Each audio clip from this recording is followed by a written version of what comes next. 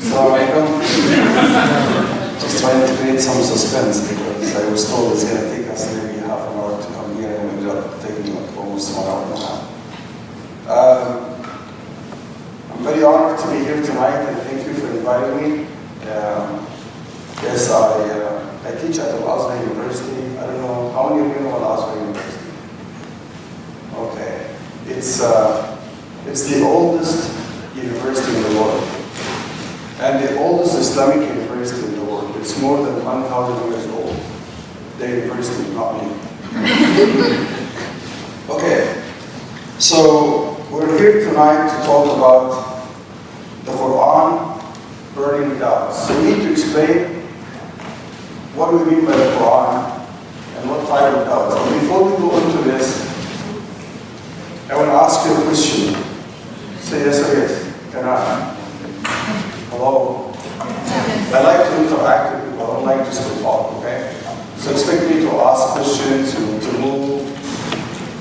Have you ever heard about someone doing this?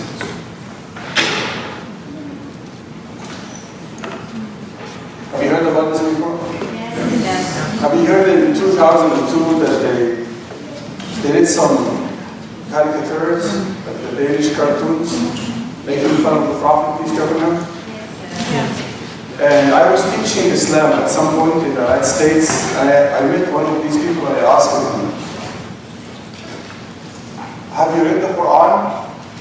And he said, to tell you the truth, in fact, you know when politicians are in a press statement and they don't know how to answer the question, they start saying this. To tell you the truth, in fact, it means they are trying to fabricate a lie because they don't have the audacity to tell you the truth. But tonight, we're here to talk about radical truth. Even if it's going to be something against you, you have always to tell the truth.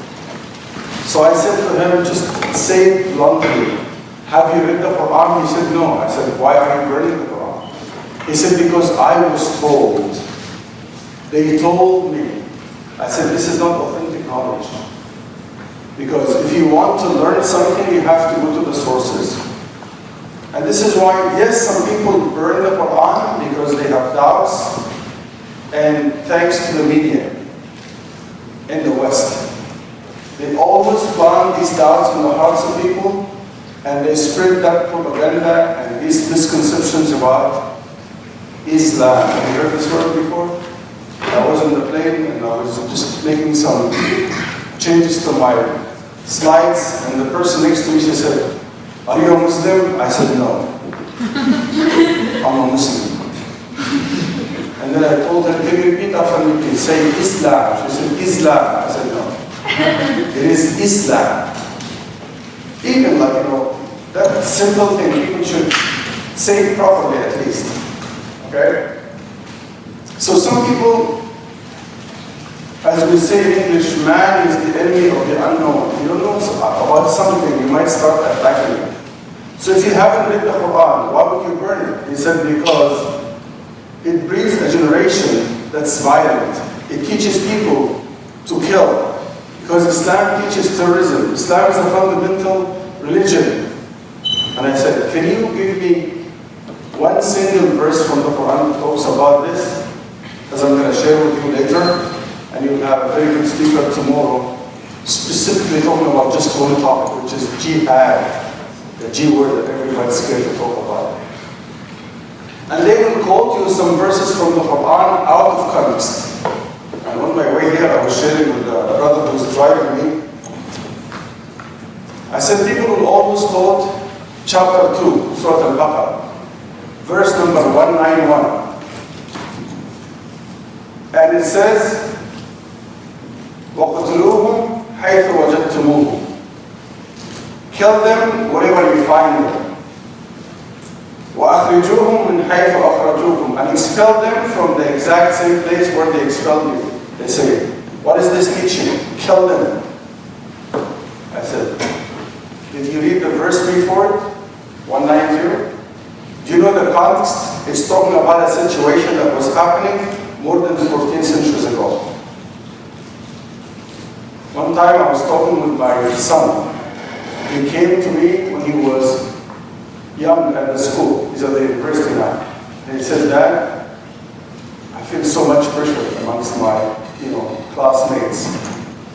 And then I said to him, kill them. But I didn't finish the sentence because the brother's left.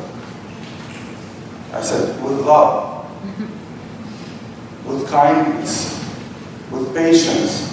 Imagine if somebody, this is why I always record myself, because I know some people, sometimes they record you, and they're going to take this out of the context. They're going to say, Dr. Bedeir said to his son, kill them. I said, liar, because I have the recording too. I was saying to him, kill them with love, with kindness, with patience. So if you just misquote me and say, I was telling my son to kill them, that's being violent. Right? So the verse right before that, which is verse 190 in chapter 2, it says, وَقَاتِلُوا فِي سَبِيلِ اللَّهِ, and fight in the way of Allah. الَّذِينَ يُقَاتِلُونَ, those who fight you. Is this offensive fighting or defensive fighting? Excellent. وَلَا تَعْتَدُوا, that's an instruction from God. Do not initiate it. Do not be aggressors. إِنَّ اللَّهَ لَا يُحِبُّ الْمُعْتَدِينَ. Indeed, Allah does not love those who are aggressors. Then the next verse is talking about those people who expelled the Muslims out of their homes and they killed them and they took all their property. So imagine now if somebody walks in here and he tries to kill the people in the room. If I were the first one to jump and fight him, am I a terrorist? Should I just say, I surrender, please. Kill me first and then kill them all. Is that the way that we should behave? So if somebody comes to attack you, you have all the right to fight back. So why do we always take it out of context? So, have you also heard about some people who came to attack the Qur'an, but they started reading the Qur'an, and once they finished the Qur'an, instead of burning the Qur'an, they found out that the Qur'an extinguished all the doubts in their hearts, and then they accepted the Qur'an. Have you heard about this? You know some people who did that? So we have the two, right? But the question is, why was the Qur'an rejected? As I told you, these people who always tell you, I was told, they told me, is not even based on authentic knowledge. And when the Qur'an comes and changes the life of people, there is always resistance. And I'm going to, expose you to some fun. I'm going to watch part of a movie for 4 minutes only. So I don't think I'm going to let you watch the whole movie, because when I stop it, everyone's like, it's more entertaining than you. So we will see. I'm going to take you back in history to show you when the Qur'an was first revealed, that was exactly the reaction.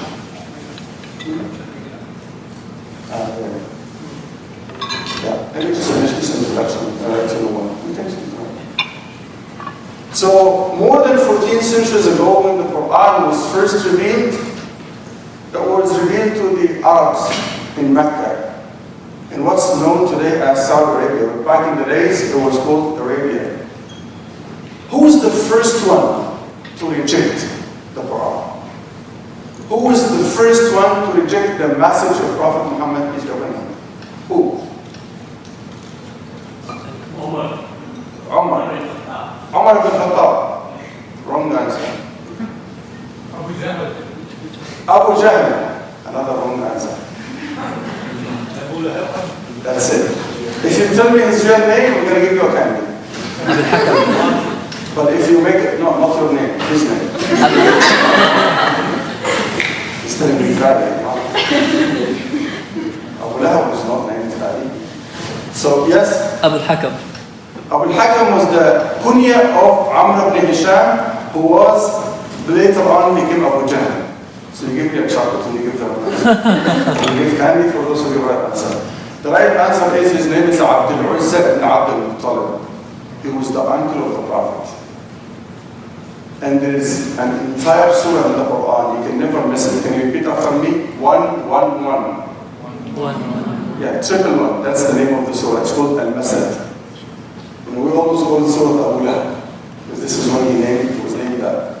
Because the da'wah, the message of the Prophet ﷺ, went through stages. The first stage was confidential for almost the first 3 years. How long was his mission? 23. Okay, you are. 23. How many years in Mecca? 10. Who said 10? Wow. 30 years. Whoever said 10 is wrong, okay? So finally this guy's gonna take one. Oh. That's violence. That's terrorism, sir. Okay. So, 23 years, 13 in Mecca, and then they were forced out of Mecca, and then the Prophet stayed in Medina for 10 years, right? So for the first 3 years, da'wah was confidential. It was in the house of Al-Arqam ibn Abi al-Arqam, a 17 years old young man. After that, God told the Prophet, we're going to move to the second stage, which is وَأَنْذَرَ عَشِيرَتَكَ الْأَقْرَبِينَ. Make da'wah now to close relatives only. And he did. And Abu Lahab attacked him in his own house. The third stage was فَاصْدَعْ بِمَا تُؤْمَرْ وَأَعْرِضْ عَنِ الْمُشْرِكِينَ. Make it public. So the first time the Prophet, peace be upon him, made it public, he went to the highest point in Mecca, which is the top of the mountain called As-Safa. And he said, Wa Subhan. In Arabic, that means the cry of war. Somebody's coming to attack us. So all the big shots of Mecca ran to him to protect their interest. Who was the first one? Abdul Uzza ibn Abdul Muttalib. That's his uncle. His first door neighbor. So he said, what's going on? And look at this. Listen in psychology. The Prophet ﷺ asked all of them. He said, if I were to tell you that there's an army behind that valley is coming to attack you, would you believe me? Every single person amongst them, they said, yes. Why? Because he lived amongst them for 40 years. He has two titles. As-Sadiq, which means the one who never lied. Al-Amin, the most trustworthy, right? He said, okay, I'm telling you now, I'm the messenger of God. What was the reaction? Abdul Uzza ibn Abdul Muttalib used his right hand. He said, أَلِهَذَا جَمَعْتَنَا تَبَّا لَكَ سَائِرَ الْيَوْمِ. Is it for this silly reason you're gathering us? May you perish by the end of the day. And surah number 111 was revealed in the Quran. تَبَّتْ يَدَا أَبِي لَهَبٍ وَتَبَّ. Allah said, may the two hands, not just one hand. Yada, that's mutanna, dual in Arabic. May the two hands of Abu Lahab curse and he himself. By the way, this is the only chapter in the Quran where God is attacking a person individually. I dare you to bring me any part in the Quran where God was attacking somebody, and that's the uncle of the Prophet and the next door neighbor. Now, why did Abu Lahab or Abdul Uzza reject the Quran? That's my question. Because the Quran is coming with a radical change. Is the word radical something negative? It depends how you use it, right? If I say so-and-so underwent a radical surgery, after which he recovered and he survived cancer. Is the word radical here positive or positive? Positive. Right? So it depends how to use it.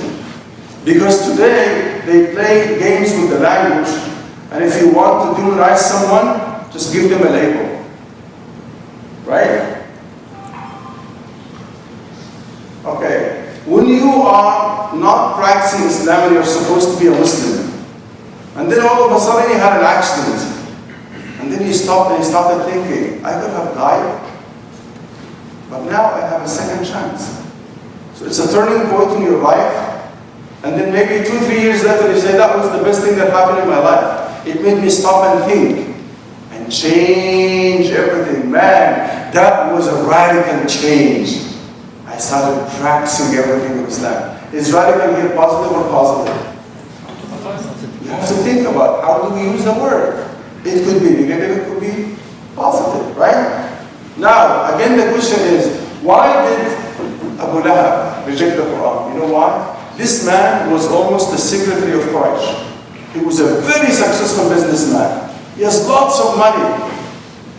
And how did he make that money? His business was based on the 360 islands around the Kaaba. Now there's a man coming and saying, no, there's only one God. That means his business is over. So now I'll tell you this. People reject the Quran for three main reasons. This is one of them, personal interest. Second one, shall I tell you a story before we watch the movie? Yeah, say yes or yes? Yes. I used to live here, by the way. I used to live in BC for 2 years. And I used to teach Arabic at this university. And I used to be the chaplain there. Maybe you guys were not born here. Anyway, but back in the days, people were smiling, not like today. What it's like. Came all the way walking from Saskatoon to be received with that frown. Anyway. Second story, you know, three big shots of Mecca by the name of Al-Akhnas ibn Shuraik, Abu Sufyan, who later on became a Muslim, and Abu Jahl, who used to be called Abu al-Hakam. Instead of being the man of wisdom, he became the man of ignorance after that. After Islam came and he refused it. So these three people, they could not resist the beauty of the Quran. Because the Quran is the miracle of all miracles. Oh, you're saying this because you're a Muslim? No. I'm going to show you now, through our discussion tonight, how it's the miracle of all miracles. And how it really burns all types of doubts that might arise in your heart or in your mind. But before I do this, imagine today I come here to BC and I say to you, ladies and gentlemen, I have an exciting news for you. Say what? I am the messenger of BC. What a nice reaction. People are laughing. No, I don't even deserve laughing. What should you say when I say this? No, that's a very polite answer. Somebody told me something else like in Calgary. Yeah, give me something. Elaborate. I'm saying if I claim to be a messenger, I'm saying I'm the messenger, God sent me as a messenger to BC. What should you say in reaction to this? Well, give me something tough. Why did I think that? No, say you are a liar. Say it. I'm not going to be offended. Because I'm lying. It's a claim. It's a claim, right? Yeah. And that's what, when somebody told me this, I made her a chocolate, not even a candy. Because this is the audacity that we should have. Like if somebody comes with a claim, the next one said, somebody said something else here. Prove it. You're either a liar or you prove it, right? This is exactly what happened with all the prophets. When Musa alayhi salam came to be a prophet, he said, what's wrong with you? What happened? You were living with us, you were a normal person. All of a sudden you became a messenger? Right? Even another city, somebody told me, did you eat lots of biryani last night? Why are you making that claim? You're a messenger? So when all messengers came and they were refused, what happened? When I say messenger, it means somebody who was sent by someone with a message. Am I right or right? Now the question is, they turn back to the one who sent them. They say people are denying me. People are not believing in what I'm saying. Support me. So God is going to support them with what? With a miracle. What's a miracle? Look it up in the dictionary. You're going to say something supernatural, something abnormal, a violation of Mother Nature. I don't know where's Father Nature sleeping, between Mother Nature and The law of nature. the law of nature. Who made a law for nature? Nature? Anyway, we'll get back to this. But my question here is, what was the question? Are you following me? Exactly. No, I know what I'm saying. I'm just asking you. Okay, so God has to support them with a miracle. A miracle, according to my own dictionary, I'm making my own dictionary, it means something only God can do, as simple as that. No one else can do it. When we all know that fire burns, but God commanded fire one day, when the entire world was against Abraham, peace be upon him, and they made a big fire and they threw him in the fire, what did Allah say? Ya naru kuni bardan wa salama. So the fire lost its properties. It was not burning. It was not cooking anything. And he was enjoying the fire. In fact, when his mom came, and she's like, no, it's very cool, because Allah said, wa salam. Be cool and peace. This is why the Prophet said, if Allah didn't say that, Ibrahim would freeze in fire. Come on. I wish that fire would come to Canada, man. Not busy, your guys are afraid only, but we have snow everywhere. But anyway, so God supported Musa with what? With that which was common at his time. What was common at the time of Musa? Magic. So most of his miracles are about magic. Okay. Jesus, peace be upon him, when he came and told people, I'm the messenger of God, what did people say? What's wrong with you? They denied. So God supported him with miracles. Again, they were all about things that were common in his time. What was common in his time? Medicine. Right? So he used to bring the healing to the deaf back, but the only difference is in our belief and their belief is, he used to do this with the power of God. God was supporting him. He didn't do it on his own. He used to bring the dead back to life with the help of God. He used to give the blind people their eyesight back with the help of God. Why? Because God wants to say, yes, I'm the one who sent you, I will support you. Now, same thing happened with Muhammad ﷺ. What was common at the time of Muhammad ﷺ? Miss Universe? Oh, that's what we have now. Anyway, so at the time of Muhammad ﷺ, it was mastery of the language, literary appreciation, right? You know, like a man would write a poem of 400 lines of verse without making the slightest mistake in rhyme, rhythm, grammar, syntax, you name it, in all branches of linguistics. 400 lines of verse. That's amazing. And a poet in his tribe would be the leader out of respect to his talent. This is why in the Qur'an, how many times you find many surahs starting with what? Alif, Lam, Mim. Right? Other surahs, Kaf, Ha, Ya, Ain, Sad. Some even one word. Qaf. Another one. Sad. One letter. What is Allah saying? He's saying to the Arabs, you masters of the Arabic language, I made that Qur'an from the same language. Can you make up a Qur'an like this? And they couldn't. So Allah gave them a discount. He said, 10 chapters only. 10 surah al-Muftariyah. They couldn't. Allah gave them the last discount. Read surah number 2 and number 23. وَإِن كُنتُمْ فِي رَيْبٍ مِّمَّا نَزَّلْنَا عَلَىٰ عَبْدِنَا. And if you are in doubt, we're talking about doubts today, right? فَأْتُوا بِسُورَةٍ. Make up just one chapter, one surah, like the Qur'an. مِن مِثْلِهِ, like the Qur'an. Not only that, وَادْعُوا شُهَدَاءَكُم مِّن دُونِ اللَّهِ. You know what? Bring all your supporters besides Allah. إِن كُنتُمْ صَادِقِينَ. If you're telling the truth. But then Allah subhanahu wa ta'ala ended the ayah by saying, فَإِن لَمْ تَفْعَلُوا. If you were not able to do this in the past, وَلَن تَفْعَلُوا, and you will never be able to do this in the future, فَاتَّقُوا اللَّهَ. Make a barrier between you and the punishment of God, which is hellfire. Now, do you know that somebody tried to write some Qur'an? He's known in the history of Islam as Musaylim al-Kadhdab. I'm not going to tell you his last name, you have to do your own research. But it's enough that the Prophet gave him that title, Musaylim the liar. So we know his last name is the liar, because he was a liar. Okay? One time he came to none but Amr ibn al-As, one of the most smart people amongst the Arabs. And he said to him, Amr, did your Prophet receive revelation today? He said, yes. He said, I did too. He said, what did he receive? He said, a surah called Al-Fil, the elephant. He said, I received a surah also similar, it's called the elephant. He said, okay, share with me what you have received, Musaylama. He said, Al-Fil, wama adraka al-Fil. You know, the elephant, and what could make you realize what the elephant is? له خرطوم طويل وديل قصير. It has a very long trunk and it has a very short tail. And Amr was like, man, are you kidding me?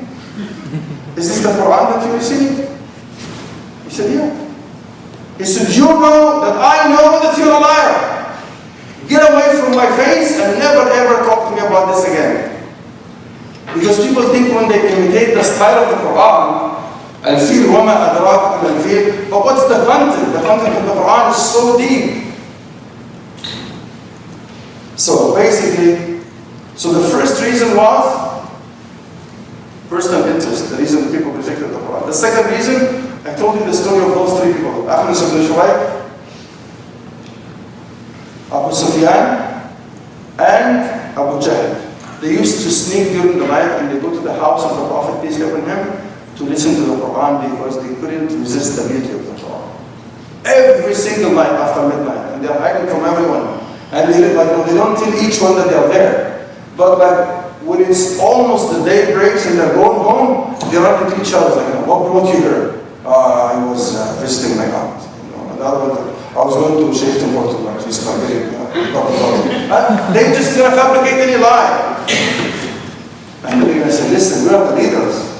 If the people saw us, it's gonna be a big test for them. They're gonna accept Islam. Let's not do this. Following night, the three of them are there. And then the same thing happens. They run into each other, at the end of the night, say, don't do this again. And one time, Ahmed ibn Shuraik said, I started thinking, this is beautiful. It's meaningful. It calls for good things. Why are we rejecting it? He started using his mind for one time in his life. And then he went to Abu Sufyan and said, is the Quran the truth? Abu Sufyan said, definitely yes. And he said, so what? He said, let's ask Abu Jahl. So they went to Abu Jahl, they said, is the Quran true? He said, absolutely yes. He said, then why don't we accept it? Listen carefully, because this is the second reason. He said, نحن بنو النجار وبنو هاشم. He mentioned we, the clan of Najjar, his family, his tribe, and Banu Hashim, that's the family of the Prophet, his clan. He said, we have always been into a neck-to-neck competition. They said, we're going to serve the pilgrims, we serve the pilgrims. They're going to cover the Kaaba, the clothing of Kaaba, we offer that too. Now they're saying they have a messenger from their own tribe. How can we match this? So why did he reject? Give me the word. Arrogance. Pride. Arrogance. And this is why Allah subhanahu wa ta'ala embarrassed them. If you go and read Surah number 27, Surah An-Naml, ayah number 14, Allah subhanahu wa ta'ala says, وَجَرَّدُوا بِهَا. They denied it. They denied the truth. وَاسْتَيْقَنَتْهَا أَنفُسُهُمْ. But deep inside they have yaqeen. Look what he said. He said, definitely yes. The Quran is the truth. ظُلْمًا وَعُلُوًّا. Out of oppression to themselves and out of arrogance. Allah mentioned the Quran. So three reasons people would reject the Quran. First of all, that ignorant man that was burning the Quran as it's happening today, and they have no clue what the Quran is about. So it's out of ignorance. Or Abu Lahab, out of personal interest, he's going to lose his business. Third one, out of arrogance. Now, I'm going to ask you to watch this part of the movie with me and see how back in the history, why people reject Islam. And then we're going to jump and talk about today why people are attacking Islam and they're burning the Quran. What are the doubts that they have in their hearts, because we're going to extinguish as many of them as possible tonight, inshallah. So can we... Just to give you the historical context, this is a dialogue between Ja'far ibn Abi Talib, the cousin of the Prophet, peace be upon him, when they went to Abyssinia, which is today's Ethiopia. And we were having that dialogue because when they immigrated to Abyssinia, Quraysh sent a delegation headed by Amr ibn al-As, who later on became a Muslim, and his job was to bring them back. But the Prophet told them, go to Abyssinia because there's a Christian just ruler there. You will go through no injustice under his rule. So let's see this dialogue between them.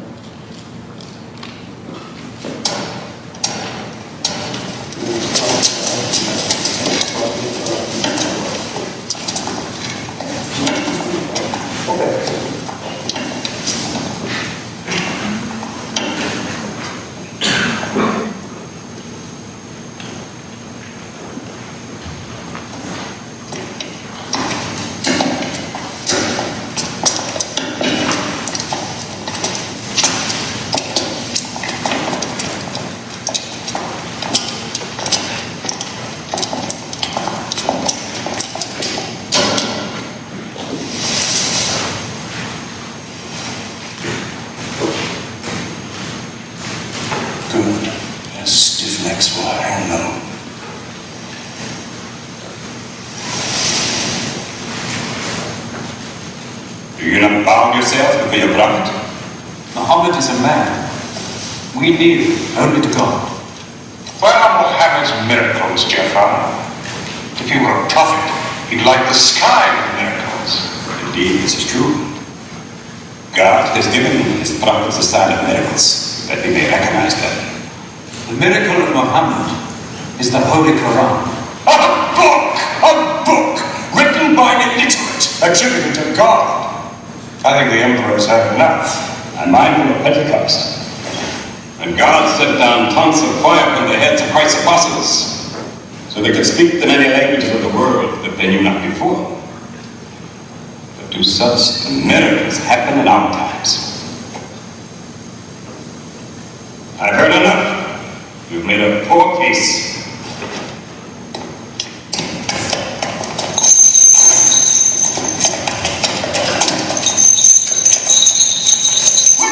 Persecution in Mecca, Muhammad told us, go to Abyssinia, the land of a righteous king, where no man is wronged. What they called persecution was fair punishment. Their disorder and their... Why did your prophet send you to me? Because you believe in the book of the one God as we do. He sent us because in your heart God will protect us. Talking with them is like drawing water from a mirage. But they've now laid a duty on me to listen to them, my friend.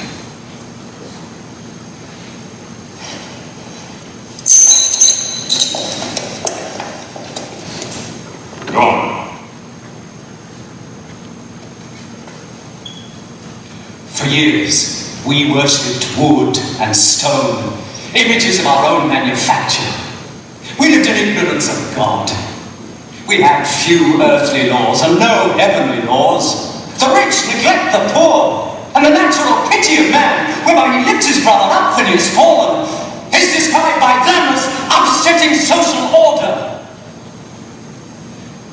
To this inhumanity has come a man whom God chose, and in that we believe.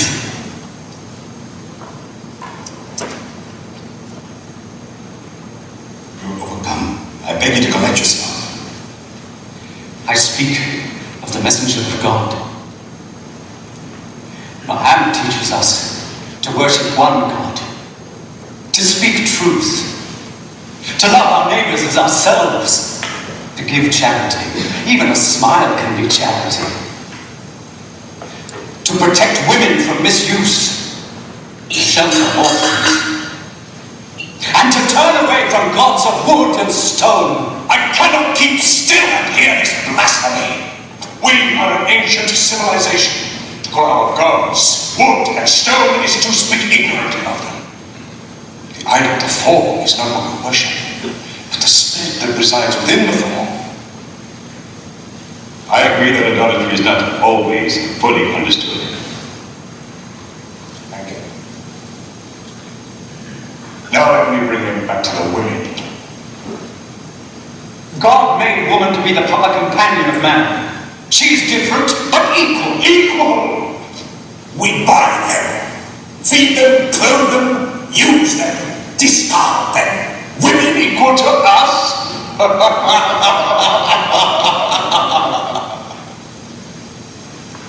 God created man from one male and one female. And you must respect in all women the womb that bore you. Why are your 300 gods so tongue-tied? Why, there's only God is adequate. God has spoken to us before, through Abraham, Noah, Moses.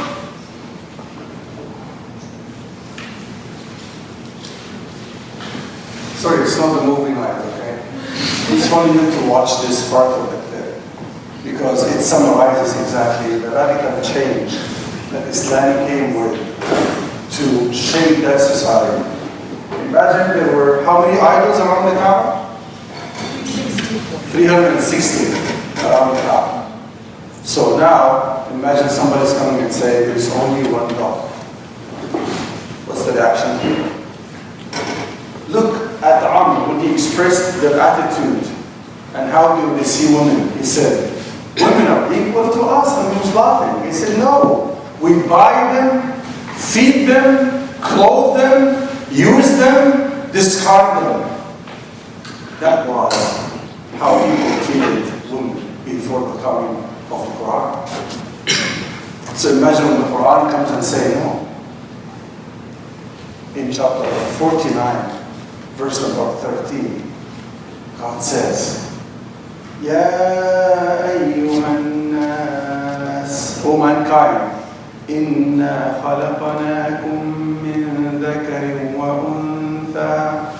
We have created all of you out of a single male. What's his name? Adam. And a single female. What's her name? Eve or Hawa, right? وَجَعَلْنَاكُمْ شُعُوبًا وَقَبَائِلَ لِتَعَارَفُوا. And we have made you into nations and tribes. Why? He said to get to know one another, to work together, to help each other, to respect each other, to do justice on earth. But is this the case today? That's the question. And then at the end, God is telling us that each and every human being has an equal right in the sight of God. He said, إِنَّ أَكْرَمَكُمْ عِنْدَ اللَّهِ أَتْقَاكُمْ. The most honorable amongst you in the sight of God are those who are the most God-conscious. Those who think before they speak. Those who think before they act. Because they know that they're going to receive a record of everything that they do in this life. And they're going to be held accountable. So have you seen the difference between before the Quran and after the Quran? Speak the truth, even if it's going to be against you and your own father and your own mother and your own relatives. Treat your neighbors the way you would like them to treat you. Take care of the orphans. Respect women. What happened to women before Islam? When a man was given the news that his wife is delivering a baby girl, what was the news? What would they react? First of all, their faces will darken. Allah said, "Iswadda wajhuhu wa huwa kadhim." Then he will be struggling psychologically, saying, "Ayumsikuhu ala haw am yadussuhu fi turab." Would he keep her alive and he would take the, as they used to think, the disgrace that she's going to bring with her? Or should he bury her alive? In most cases, what do they used to do? They used to bury her alive. When the Quran came, Allah said, وَإِذَا الْمَوْءُودَةُ سُئِلَتْ بِأَيِّ ذَنْبٍ قُتِلَتْ.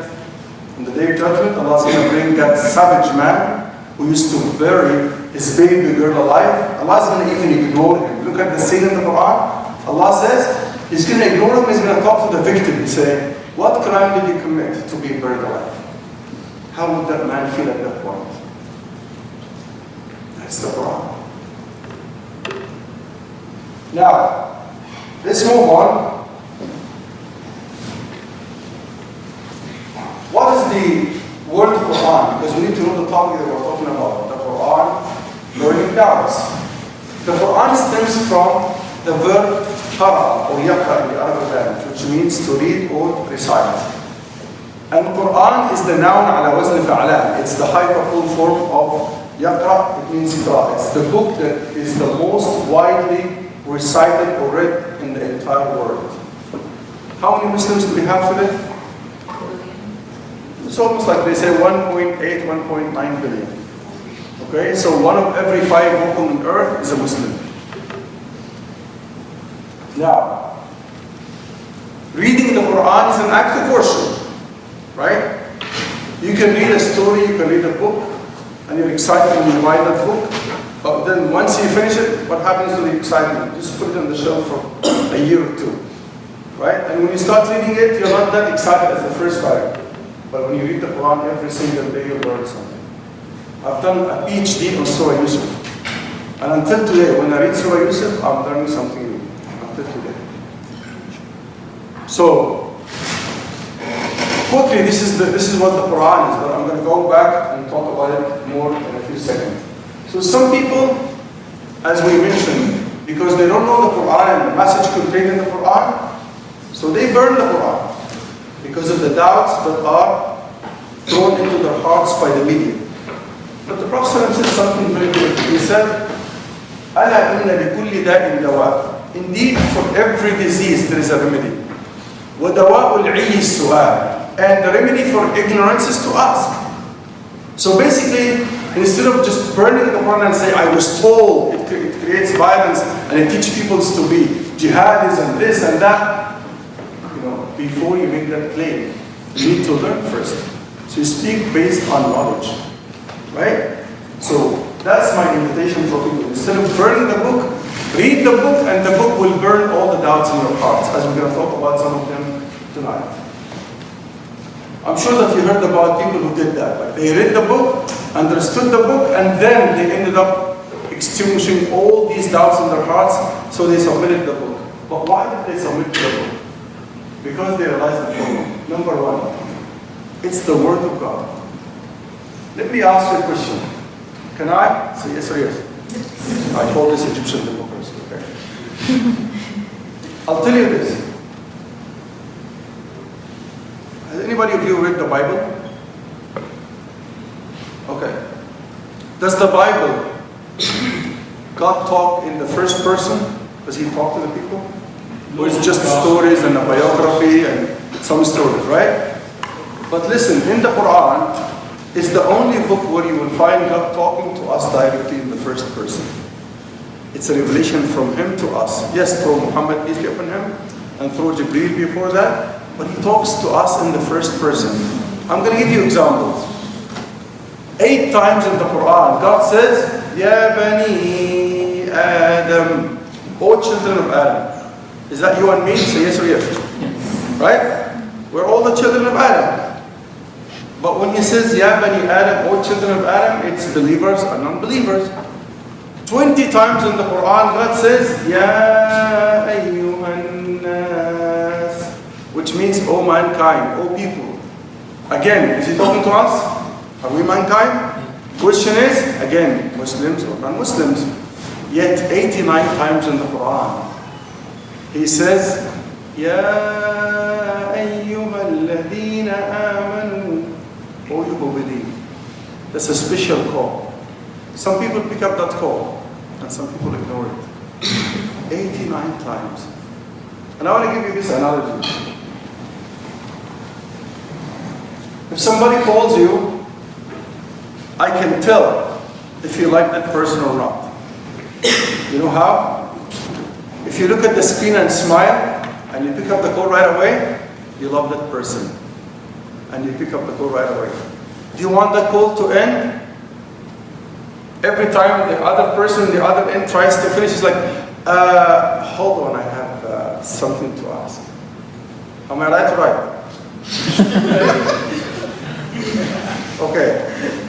How can I tell that you don't like that person? You look at the phone and you throw it away. You know? It's like you don't want to talk to that person. So I want you to think about this. Abdullah ibn Mas'ud radiallahu anhu said, every time of those 89 times when God says, Ya ayyuha alladhina amanu, listen carefully. He's talking to you. I want you to close your eyes for a few seconds and imagine when Allah says, Oh, you who believe, He's talking to you personally. Take it personal. I want you to feel it. Can you imagine what I'm saying? I'll give you one example of those 89 times, okay? Can you repeat after me? 824. 824. Yeah, that's not a radio station, okay? 8 is Surah Al-Anfal, and 24 is the number of the verse, okay? That's one of Ya ayyuha alladhina amanu. Allah subhanahu wa ta'ala says in this ayah, يا أيها الذين آمنوا استجيبوا لله وللرسول إذا دعاكم لما يحييكم, which means, oh you who believe, answer the call of Allah. When Allah calls you, pick up the call. And when the messenger calls you, pick up the call. Why? He said, إذا دعاكم لما يحييكم. Whatever they will call you to do is something that will bring life to your heart. And if your heart is alive, you're alive. If not, I'm sorry to tell you the bad news. You're walking on two, but you're dead. Have you watched that Walking Dead? Don't watch it. Okay. So what I'm trying to say here is this. Your life starts when you start connecting with God. Before that, you were dead. Some people live for 60 years. That's the life of the body. But your real life starts. You start to live. That's your real life. So, the Quran talks to you directly. God is talking to you in the first person. And second thing, those people accept the Quran because the Quran is the only authentic book on earth. How can you make that claim? I was speaking in 2007. I was teaching at the time at Calgary University. And we had the Islamic Awareness Week, and the theme was, Jesus is a Muslim. I was the one who chose that. I said, we want to choose something controversial to bring lots of people. And believe it or not, the auditorium was not enough, so we had to do it outside. Because so many people came to claim Jesus, peace be upon him. How dare you say this? And I said, just listen to me. I'm not a terrorist. I'll kill you with kindness. I'll kill you with my smile. You know, smiling is charity. Some people find it very difficult to smile. Remember one day I was teaching a class in London, UK, and there was an uncle sitting in the front. And I was, wallahi, literally cracking jokes that makes like a stone smile. But that uncle was sitting like this over. And at the end of the first session of my class, you know, at that time I was teaching with the Maghreb. You know, the Maghreb style, they do intensive weekend seminars. So we teach 50 minutes, 10-minute break, 50 minutes, 10-minute break. The entire Saturday and Sunday from 10 a.m. in the morning to 7 p.m. in the evening. After the first session, I took him aside and I gave him juice and a chocolate. Still he did not smile.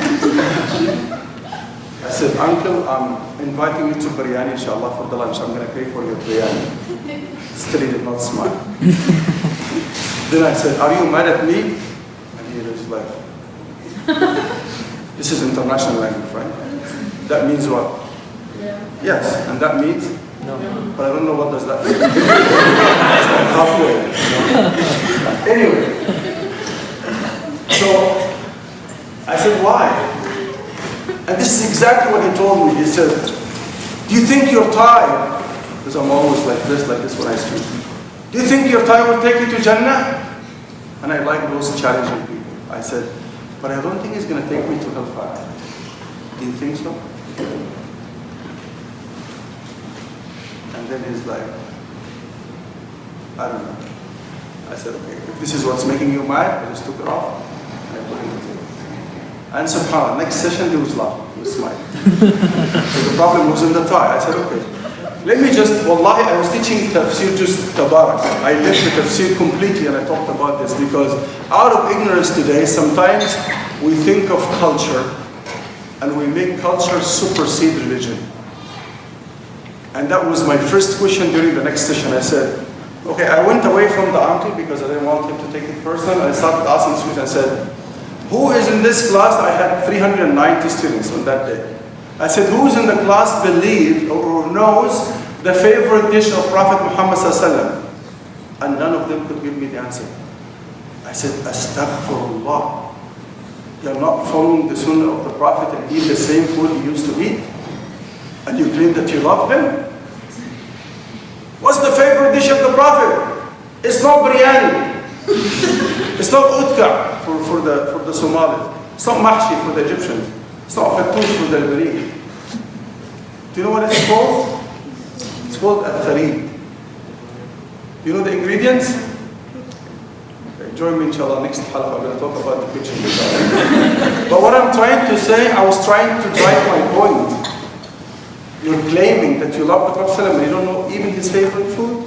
If I want to eat the food the Prophet ﷺ was eating, am I disobeying Allah? And then the next question was, how did you make your houses here in the UK? Out of wood and bricks? Astaghfirullah. Go and destroy your house. Follow the sunnah of the Prophet ﷺ. His house was made of mud. And you know, it's like British Columbia, mashallah. In the UK, it rains all days. So imagine if you built your house out of mud, how many times will you have to rebuild your house? Every day. You see, it's culture. Now, is there something called an Islamic uniform? Men should be dressed like this and women should be dressed like that. No. There are criteria for the hijab, and they apply for men and for women, as we're going to talk later. Only difference is the extent of what should be covered. But whatever we ask women to do, don't wear transparent clothes, same thing applies to men. Don't wear tight clothes, same thing applies to men. And then the uncle started realizing what I'm aiming at. Okay? So it's all about knowledge. So when I said this in my presentation in Calgary in 2007, I made that statement. And I know one of the audience, because I was a chaplain at the university, used to come to me a lot. He has been studying the Qur'an and Arabic for 12 years. How many years? 12 years. So I said, listen, I have the audacity to make that claim. If we take all the books on earth and throw them in the ocean, there is only one book that will come back. And very angrily, his reaction was, don't tell me the Quran. I said, wow, how did you know that? Man, you need to be my assistant. Come here to the front. How did you figure this out? He said, because you're a Muslim and you're a fanatic. I said, hold on. Stop claiming and stop accusing people, because I can prove it to you right now. And because I was living in Calgary at that time, and I was teaching at the university, I know the people in the community, so I know most of the people who were attending. And I know the Haffaz amongst them, those who memorize the Quran. So I started calling them, hey, you, and I brought 8 of them next to me on the stage. And I said, I'm going to prove it to you right now. And you're going to be the judge. Because he knows Quran, he knows Arabic. I said, you have a translation of the Quran in your hands. Pick which language would you like. And I prefer the Arabic, because the Quran was revealed in Arabic, and it's still in Arabic till the day of judgment without a single change of one word. And that's the evidence. And I said, choose any surah, any chapter. Give us just the name or even the number. And these 8 people next to me here, we're going to go like a chorus. We're going to chant it together. He said, okay, let's do it. I said, go ahead. In front of everyone. I said, ready? And everyone was like, yes. He said, 50. I said, Qaf. Qaf, wal-Qur'an al-Majid, bal-Ajm. He said, 38. Sad, wal-Qur'an, 24. Surah al-Anzalnaha wa Faradnaha. So he kept going on and on and on until he said, you know what, I give up. I said, yes, give up the falsehood and follow the truth right now. He took the shahada on the spot. The reason I'm sharing this is that some people, deep inside, Allah told us this in the Quran, they know deep inside that this is the truth. But they will keep resisting and challenging you. Because what I said is true. If all the books are thrown into the ocean, how many millions memorize the Quran today? 604 pages. Millions. And the miracle is, you can have a Somali who doesn't know a single word of Arabic. You can have a Pakistani who doesn't know Arabic at all, and they memorize the entire book. If you stop them and say, what's Mudhammatan in Surah Al-Rahman? He's going to say, I don't know Arabic. But just you push the button, he's going to say, Ar-Rahman, Allama al-Quran, Khalaqa al-Insan, Allamahu al-Bayan, Ashar. Stop. It's like a DVD player. And God chooses. This is a miracle, a living miracle amongst us today. Someone who memorizes 604 pages without even knowing the language. I'm not encouraging this, by the way. And this is why people hate me when they invite me to a party of a hafiz. Because I go there and I speak nicely at the beginning, but then they hate me at the end. Because I say, mashallah, congratulations. That's amazing. But Allah will reward you immensely for doing that. You know what? This sun will come on the day of judgment, and He will put the crown of honor on top of your head, and your face will be illuminating more than the sun. But what's next? When I say that, they hate me. I said, now we memorize the words. What's next? We need to understand the meaning. Then we need to act upon what we understand. Then we need to take it to others. Then we can seek also healing through the Quran. These are the 5 degrees of the abandonment of the Quran today. Where are we from them?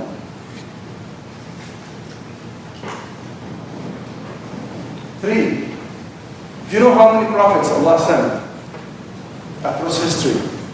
You can cheat now. 124,000. Who's the first one? Adam. And the last one? Muhammad, right? In between there's 100 They are 124,000. 315 out of them are messengers, and the rest are prophets. I'm not going to go deep into this, but every messenger is a prophet, but not every prophet is a messenger.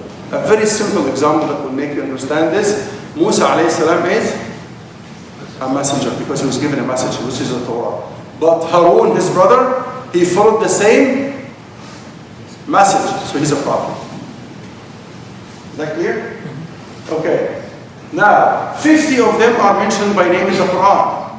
Right? But the rest of them Allah didn't tell us. He said, وَرُسُلًا قَدْ قَصَصْنَاهُمْ عَلَيْكَ وَرُسُلًا لَمْ نَقْصُصْهُمْ عَلَيْكَ. Doesn't matter if we know their names or not, but we need to follow them. Now, there's a fact that I want to, elaborate on for maybe a couple of minutes before I go and conclude and talk about the doubts so that we can extinguish them. Is Islam the religion of Prophet Muhammad sallallahu alaihi wasallam? I want it clear. Yes or no? No. This is the only time I'm gonna, I'm not gonna use my Egyptian democracy. Is it yes or no? No. Okay, those who say yes, raise your hand. Okay, those who say no, raise your hand. Everyone. Okay. So, what was the religion of Isa alayhi salam? What was the religion of Musa alayhi salam? What was the message of Yusuf alayhi salam? Ibrahim alayhi salam? Adam alayhi salam? But now, today, when people tell you, are you a Muslim? What are they trying to say? They're saying Muhammad is the Prophet of Islam. Right? So before that, people who accepted the message of Musa, what do we call them? Muslim. Was Musa a Muslim or a Muslim? He was a Muslim. Right? Okay, and I'll prove it to you from the Quran, because one day I was so confused. When I was young, my dad, may Allah have mercy, he was teaching me the Quran, and then when I hit, I think 15 or 16, I have some Christian friends and some Muslim friends. And it happens, like some of my Muslim friends were not good, and some of my Christian friends were nice. So I was so confused. And then I said to my dad, why do we have Christianity, Judaism, Islam, all these isms? And he said, no, it's Islam. And he memorized it. And he asked me to start, reciting Surah number 3, Al-Imran, until I reached ayah number 19. And it says, إِنَّ الدِّينَ عِنْدَ اللَّهِ الْإِسْلَامِ. Indeed, the religion with God is Islam. I'm like, oh my God, I memorized it. And then I said, but this is not enough. He said, okay, read Surah Al-Baqarah. Until I came to ayah 127. Okay? What does it say? وَإِذْ يَرْفَعُ إِبْرَاهِيمُ الْقَوَاعِدَ مِنَ الْبَيْتِ وَإِسْمَاعِيلُ. When Abraham, and remember Muhammad, when Abraham and Ishmael were rebuilding the Kaaba, because it was built by Adam alayhi salam, with the passage of time it was destroyed, and then Allah said, وَإِذْ بَوَّأْنَا لِإِبْرَاهِيمَ مَكَانَ الْبَيْتِ. We taught Ibrahim the place of the Kaaba, and then Allah commanded Ibrahim and Ismail to rebuild the Kaaba. So this is 127. 128, they were making dua. Dua, your cousin? No, I don't mean that. So they were calling upon Allah subhanahu wa ta'ala. What did they say in their dua? They said, رَبَّنَا وَجَعَلْنَا مُسْلِمَيْنِ لَكَ وَمِن ذُرِّيَّتِنَا أُمَّةً مُسْلِمَةً لَكَ. Hold on. That's very confusing now. Ibrahim and Ismail are saying, oh Allah, make us Muslims, if I translate it literally, and out of our descendants we want you to bring about a whole nation that will be Muslims too. That was the dua for our Prophet ﷺ later on. Why? Because we call Abraham the father of prophets, because he is the tree. Sarah and Hajar. So out of Sarah, Abraham got who first? Ismail. And later on, from Ismail came Muhammad sallallahu alaihi wasallam. Right? And from Sarah came Isaac. Yeah. No, I said Sarah and Hajar. From Hajar came Ismail, and later on came Muhammad. Now we're moving to Sarah. From Sarah came Isaac, Ishaq, Jacob, Yaqub, Joseph, Yusuf, Moses, Musa, and Isa alayhi salam. Peace be upon them all. Right? So he's the father of all prophets. Imagine now, Muhammad sallallahu alaihi wasallam is not born yet, but Ibrahim and Ismail building the Kaaba, and they're saying, Rabbana waj'alna muslimayn lak. Was Islam there? Yeah. Because Islam is not the religion of Muhammad sallallahu alaihi wasallam, Islam is the religion of Adam from the beginning. Right? I'll give you another example. Surah number 12. That's Surah Yusuf. Ayah 101. After all the trials of tribulations that Yusuf alayhi salam went through, and he now became the minister of treasury of Egypt. He became Aziz Misr. And Allah subhanahu wa ta'ala reunited him with his father Yaqub and all of his brothers, right? It's a moment of happiness now. So what would you imagine Yusuf alayhi salam, by definition of our greed in this world today, what he would wish for, what he would ask Allah for? To me, I said he should ask to be the king of Egypt or the emperor of the Middle East. That should be the next ambition, right? Look what he said. He took aside and he made dua. He said, رَبِّ قَدْ آتَيْتَنِي مِنَ الْمُلْكِ. Oh Allah, you have given me authority. He's not saying like us today, I'm smart, I always get an A+. No, he attributed the grace and the bounty to Allah. Allah is the one who gave you the money. Allah who guided you. Allah, on the time of the exam, Allah could make you sick and you can't even say anything or do anything in your exams. So always attribute the grace to Allah subhanahu wa ta'ala. So he said, رَبِّ قَدْ آتَيْتَنِي مِنَ الْمُلْكِ. Oh Allah, you have given me authority. وَعَلَّمْتَنِي مِنْ تَأْوِيلِ الْأَحَادِيثِ. And he told me the interpretation of dreams. فَاطِرَ السَّمَاوَاتِ وَالْأَرْضِ. You are the one who created the heavens and the earth in a unique way. أَنْتَ وَلِي فِي الدُّنْيَا وَالْآخِرَةِ. You're the only supporter for me in this life and the life to come. Now, this is an introduction. All of this is praise to Allah. That's the etiquette with Allah. You want to ask Allah something? Do what first? Praise Him. That's Al-Fatiha. Alhamdulillah Rabbil Alameen. Ar-Rahman, Ar-Rahim. Malik Yawm Ad-Din. All of this is praise. Before which you make the dua. Iyaka na'budu wa iyaka nasta'in. You know what you do every single day on Al-Fatiha 17 times, at least in the Fard? You sign a contract with Allah. When you say, Iyaka na'budu, Ya Allah, I'm a slave, and you're the master. Right?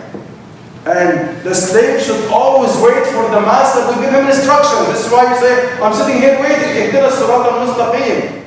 Guide me to the straight path. Right? Yet some people say, no, ana rabbukum al-a'la. You know, the most evil person in the history of mankind, unfortunately, is from my country. His name is Fir'aun. He claimed three things that only Allah can claim. He said, Ana rabbukum al-a'la. No one else said it. I am your Lord, the Most High. I am your Master. Not only that, he called himself also Malik. أليس لي ملك مصر وهذه الأنهار تجري من تحتي? Am I not the king of Egypt and I have this kingdom underneath which the rivers flow? Not only that, he said, ما علمت لكم من إله غيري. I've known anyone to be your Rabb except me. I'm your Ilah. So he claimed to be the Ilah, the Rabb, the Malik. Subhanallah. And look at the way he died. And this is why Allah made him a lesson for everyone. But unfortunately, the rich people stole him and they put him in a museum. They even stole our history. Anyway, I don't care about that. But the question here is, back to the topic that we're talking about Islam as being the religion of all prophets. How many times did Allah subhanahu wa ta'ala say, وَمُصَدِّقَ الَّذِي بَيْنَ يَدَيْهِ, that Muhammad came to confirm that which was sent before him? But we didn't finish the story of Yusuf. What did he say at the end? After praising Allah subhanahu wa ta'ala. His ultimate goal, I told you I expect him to say, to be the king of Egypt, the emperor of the Middle East. No, his ultimate dream was, توفني مسلما وألحقني بالصالحين. Ya Allah, make me die in a state of submission to you. Make me die as a Muslim. That was his ultimate goal in life. Not only that, subhanAllah, he's teaching us a lesson of humility and humbleness. He said, allow me to join the righteous ones. He didn't even consider himself a salih. Look at me when you pray Fajr. One time in your life, oh mashallah. Look at me, I made it. I prayed Fajr one time. Alhamdulillah, you know, my cousin even doesn't pray Jummah, but I prayed Fajr. You know, the Prophet ﷺ came to teach the Sahaba, in the dunya, look at those who are below you. But in the deen, look at those who are above you. That's why you always look up to Jannah. Right? And when you ask Allah subhanahu wa ta'ala, don't ask Jannah, ask Al-Firdaus. Al-Firdaus is not your niece if you are Somali. This is a very common name amongst the Somalis, right? Al-Firdaus is the top, is the high rank of Jannah, right? Okay. So going back, just to finish the idea that Islam, because you need to understand this so that you can explain to others, Islam is not the religion of Muhammad sallallahu alaihi wasallam. Islam is the religion of all prophets from Adam alayhi salam till the end of life. So what's the difference between every prophet and the other? Allah said, لِكُلِّ مِنْكُمْ جَعَلْنَا شِرْعَةً وَمِنْهَاجًا. The difference is in the Sharia. So the deen is the same. Every prophet came to tell people, submit to Allah. Not don't submit to me, submit to Allah. And this is your salvation. But what was different is, how can we apply this as a way of life? Sharia means the way. Right? How can we apply? And this is why the Sharia of Muhammad ﷺ is the easiest Sharia. This is why it superseded all the Sharia. Nobody can come today, like when Umar did this one time. He walked in the presence of the Prophet ﷺ and he was holding a book of the Torah. And the Prophet ﷺ's face turned red. That means he's angry. He said, أَمُتَهَوِّكُونَ فِيهَا يَا ابْنَ الْخَطَّابِ وَالَّذِي نَفْسِي بِيَدِهِ لَوْ أَنَّ مُوسَى كَانَ حَيًّا لَمَا وَسِعَهُ إِلَّا اتِّبَاعِهِ. Are we going to follow Judaism? Ibn al-Khattab? If Musa ibn Imran was alive today, he'll do nothing except follow me.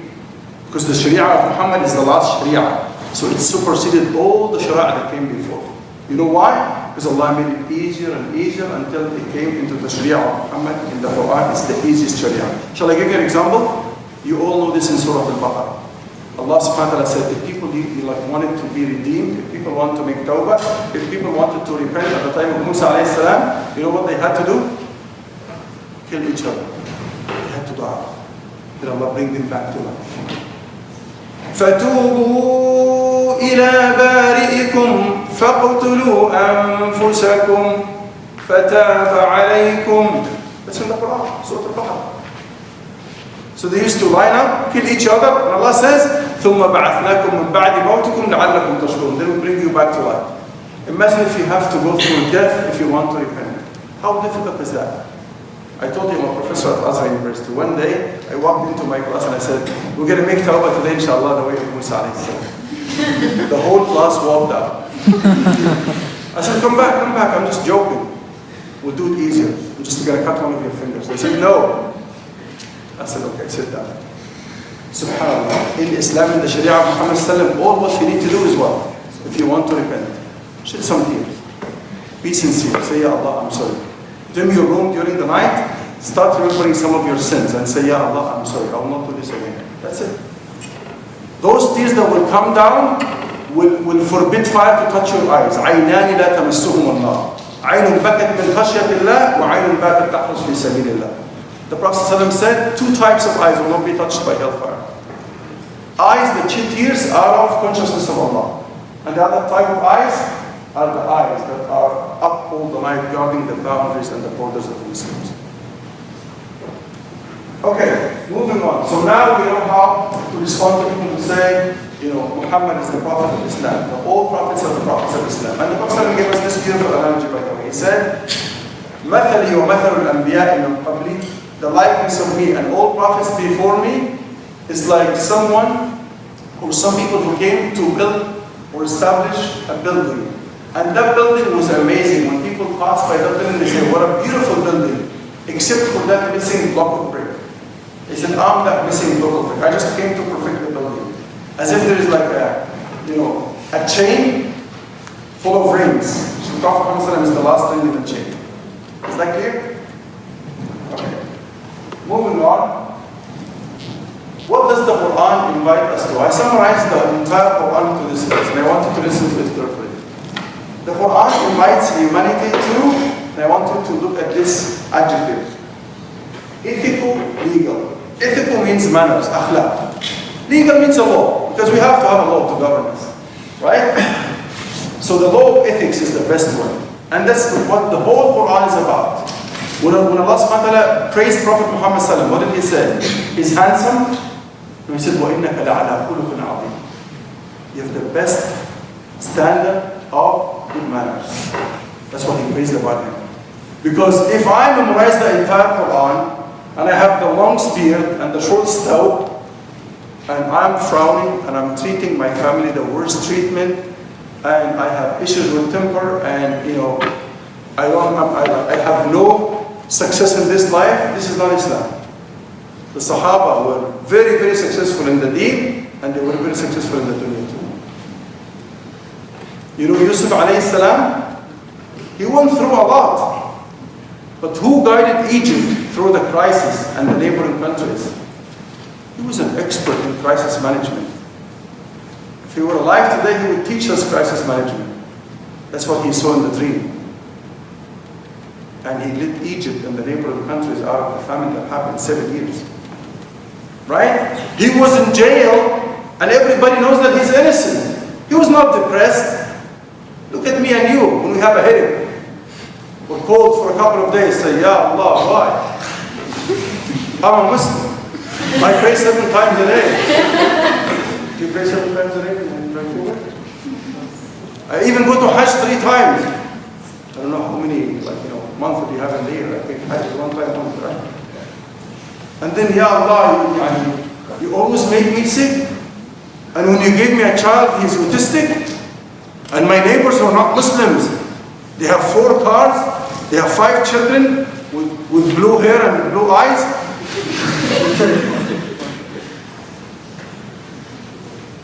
Sometimes we become grumpy, right? And subhanAllah, we forgot something. When you go home, read Surah number 89. It's called Al-Fajr. Ayah 15 and 16. Allah subhanahu wa ta'ala is telling us something that wallahi, if we understand, we'll never be miserable. We'll never be unhappy. Allah said, فَأَمَّا الْإِنسَانُ إِذَا مَا ابْتَلَاهُ رَبُّهُ فَأَكْرَمَهُ وَنَعَمَهُ.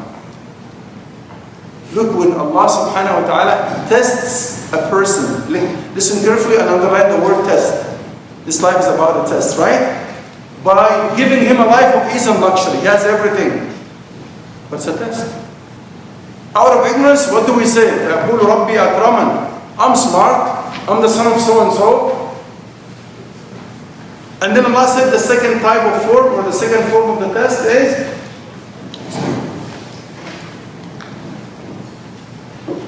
فَيَقُولُ رَبِّي أَهَانًا. When Allah subhanahu wa ta'ala tests you by taking something bad from you which He gave you. They took that. I think they're taking the mic too from me. They can take the clicker, but leave the mic.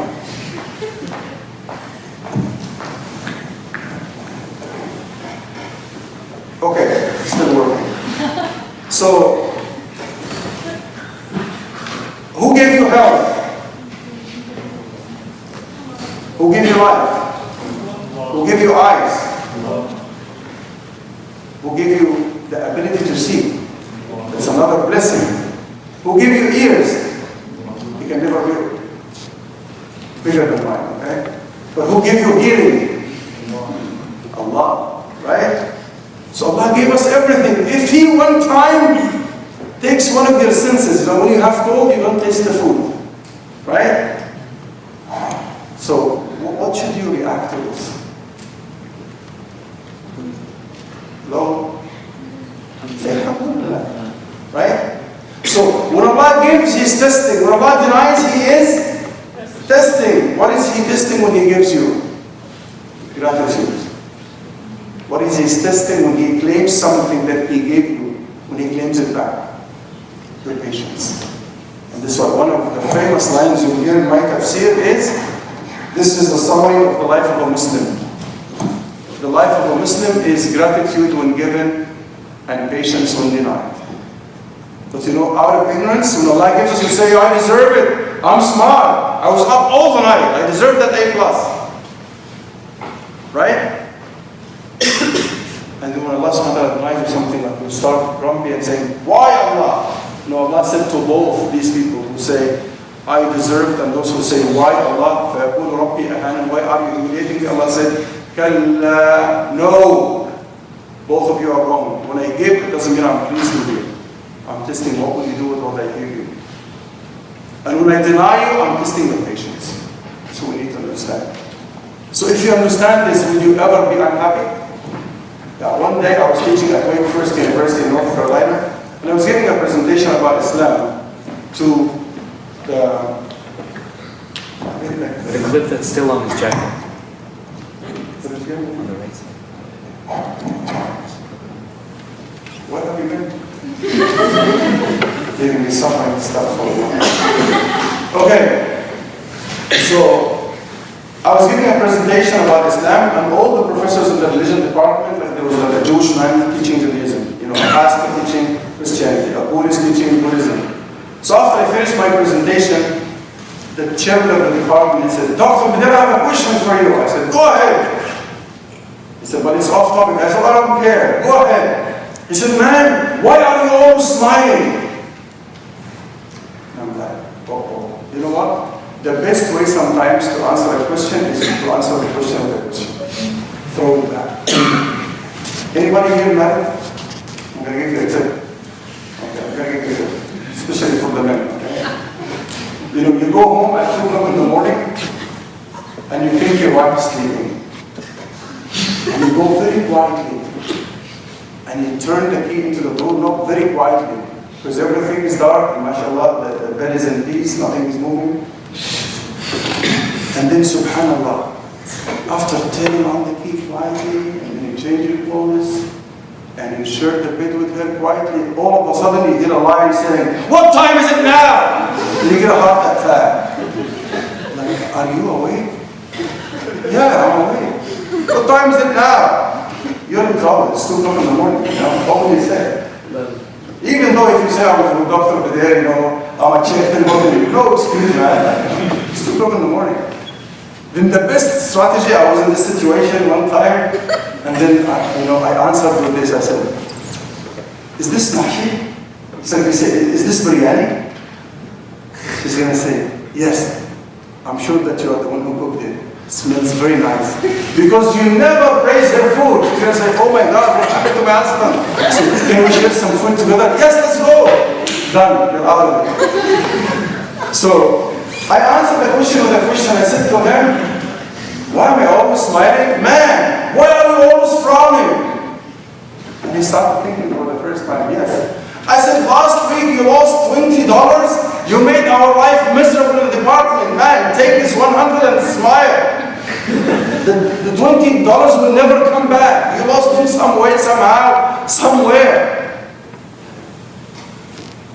I said, "We smile because we believe in the qadar of Allah. That's why.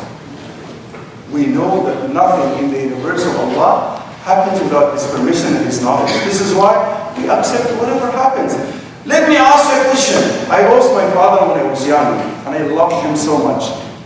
He was a very kind man. May Allah have mercy on his soul. He used to help everyone. He used to be smiling all the time. This is why I'm inheriting this from him. Even the kids at the Islamic Center, where I'm serving, plus the university, they call me 2 titles: the smiling sheikh and the candy sheikh. I always have candy in my pocket. When they see me, they come running to me and they give me a hug. And where can they reach? Almost my pockets. So they say, "We love you, sheikh." When they give us the candy. One time, I was coming from the university directly, and normally the candy would be in my car and in my pockets in the tub when I go up and change to come to the masjid. And then one time, one of them rushed to me. I was wearing a suit. He said, "We," and there was nothing in my pocket. And he stopped. I said, "Keep going." And he couldn't say. I said, "The candy's in the car." He said, "We love the car, Sheikh." It just came natural. Where the candy is, they're gonna love me, So it's subhanAllah. What would it cost you? Because one of those, extreme brothers one time said, Sheikh, this is shirk. When you give the kids candy, you bring them to the masjid because they worship the candy now, they don't worship Allah. So, yeah, they are kids. Yeah, they are kids. Let them love the masjid first. Then we're going to teach them tawheed when they can even reason. They're kids. Wallahi, the masjid, wherever I go, you'll have hundreds of kids. I just announced we're going to have a hifz program. Without posting it anywhere, I had 120 kids. And they're calling me every day now because I've been away for like 4 days. Where are you? We miss you. I said, I know what you miss. Anyway. Okay. So, what does Qur'an invite humanity to? The Qur'an invites humanity to an ethical, legal framework constructed upon God's wisdom, guidance, and justice. Does this make sense? If I were to ask you, what are we lacking in the world today? Justice. We have slogans. We have leaders who are making other leaders puppets, and we're following everyone. And those leaders, they talk about justice, but they never act upon justice. They say something and they do something else. Am I right or right? Now, so, if something happens, I'm not just advertising my phone, okay? I don't even like it. If something happened to this Samsung phone, can I take it to the Apple guys? I can, they mix it up. Right? They may fix it, right? But who's the best one to fix my Samsung phone? Samsung people, right? Why? Give me the word. They are the manufacturer. Change the word, I'm a linguist, I like to play with the words. They are the makers. Give me a deeper one, they're the creator of Samsung. Am I right or right? You're the one who made it. You just open that case and they say, oh man, you just need to replace this part, done. Now, let's move to the other analogy. Who made you and me? Okay? Who can fix you and me? What does humanity need today? A human manual sent by God. If we want to word, what's it called? The Qur'an. It will burn all doubts. It will answer all questions. Right? This is why, subhanAllah, you know Mr. Abu Jahl? The man of ignorance. His real name is Amr ibn Hisham. And the other one is called Umar ibn Khattab. The Prophet used to make dua. He would say, Allahumma a'izz al-Islam bi ahad al-umrayn. Can you imagine? The Prophet used to make dua, Ya Allah, give support and victory to Islam by guiding the heart of one of these two Umars. And it was supposed to be either Amr ibn Hisham or Umar ibn Khattab. But one of them was sincere, so Allah made his heart. And the other one ended up being the father of humans. Right? Now, question is, Abu Jahl used to have meetings during the night in a place called Dar al-Nadwa. Recently it's called United Nations now. So, what do they used to do? They used to sit down and plot things against the Prophet and against the Muslims. Now, every day they used to make a plot. Allah subhanahu wa ta'ala sends Jibreel, and he will tell the Prophet what's going on in those meetings. And the Prophet will talk about it, and then these ignorant people will be embarrassed. So one day Mr. Abu Jahl came up with a brilliant idea. He said, listen, tonight I don't want you to talk loudly because the God of Muhammad will hear you. So please whisper, that way we will not hear you. So Allah revealed this ayah. So number 67, you all know it, Surah Al-Mulk, and number 14. وَأَسِرُّوا قَوْلَكُمْ أَوْ اجْهَرُوا بِهِ. Whether you speak in a low voice, whether you whisper, or you speak loudly, إِنَّهُ عَلِيمٌ بِذَاتِ الصُّدُورِ. Allah knows the secret in your heart before you even talk about it. Do you understand what I'm trying to say? Whether you speak loudly or you whisper, even before you talk what's in your heart, Allah knows it. أَلَا يَعْلَمُ مَنْ خَلَقَ. Wouldn't he know his own creation? وَهُوَ اللَّطِيفُ الْخَبِيرُ. And and this is a lesson for you, take it from me for the rest of your life. Every single ayah that ends with two attributes of Allah, they are relevant to the subject in the ayah itself. So you can't say, you know what, I forgot this ayah, I'm going to say, وَهُوَ الْعَلِيمُ الْحَكِيمُ. Yallah, they're all names of Allah. وَهُوَ الْجَبَّارُ الْمُنْتَقِمُ. No! When Allah uses His names at the end of the ayah, they are very relevant to the ayah itself. Why? What is Allah talking about here in this ayah? Secrets. Are the secrets something that everybody can see? Right?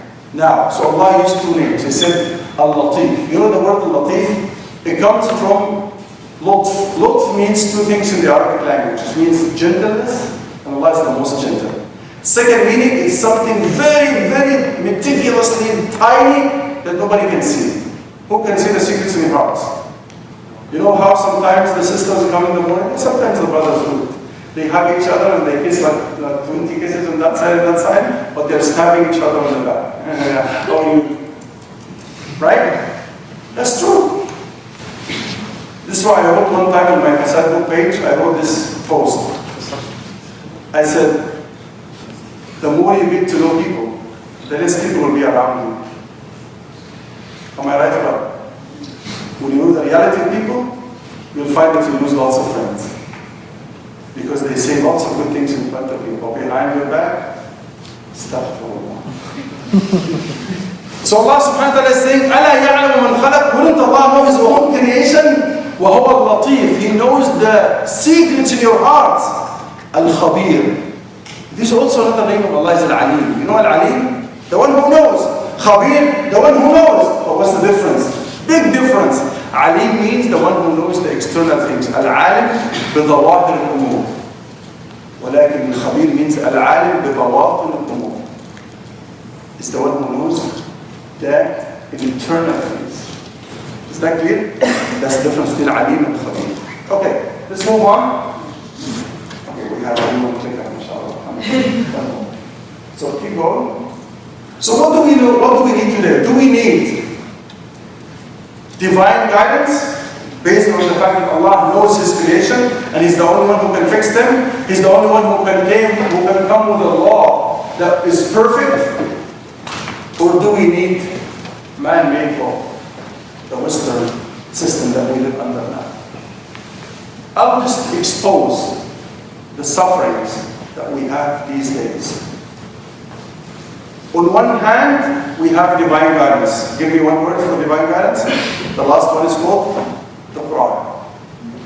A human manual that fixes everything, that gives answers to all questions, that gives a solution to all problems in this life. Versus a man-made law. A man-made law. We tried many isms. If you just take one more time.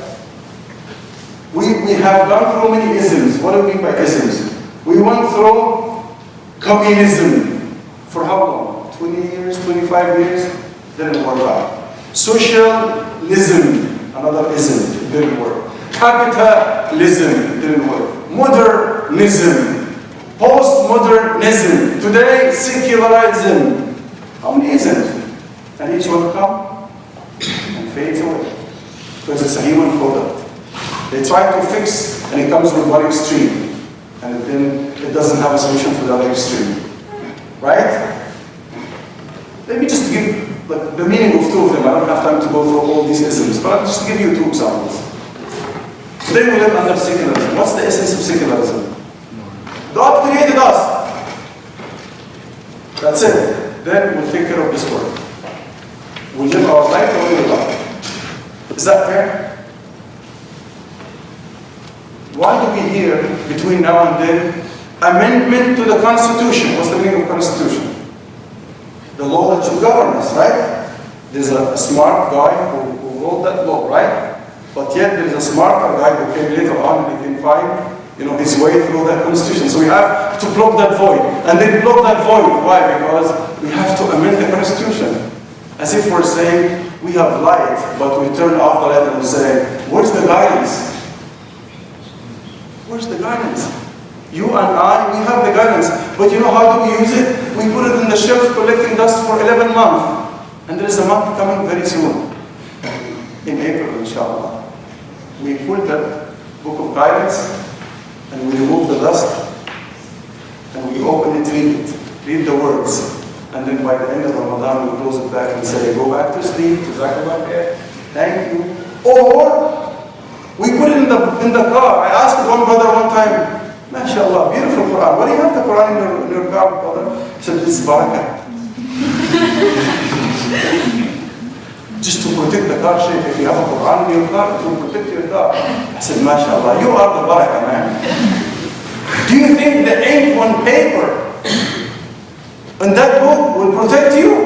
That's shirk. It's exactly like the ta'weez. You know, back home, you know the ta'weez?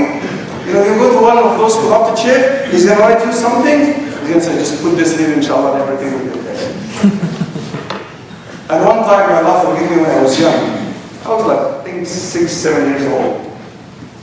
And one of our neighbors, he told me, on your way back from school, you know, stop at that sheikh, he's going to give you something for me.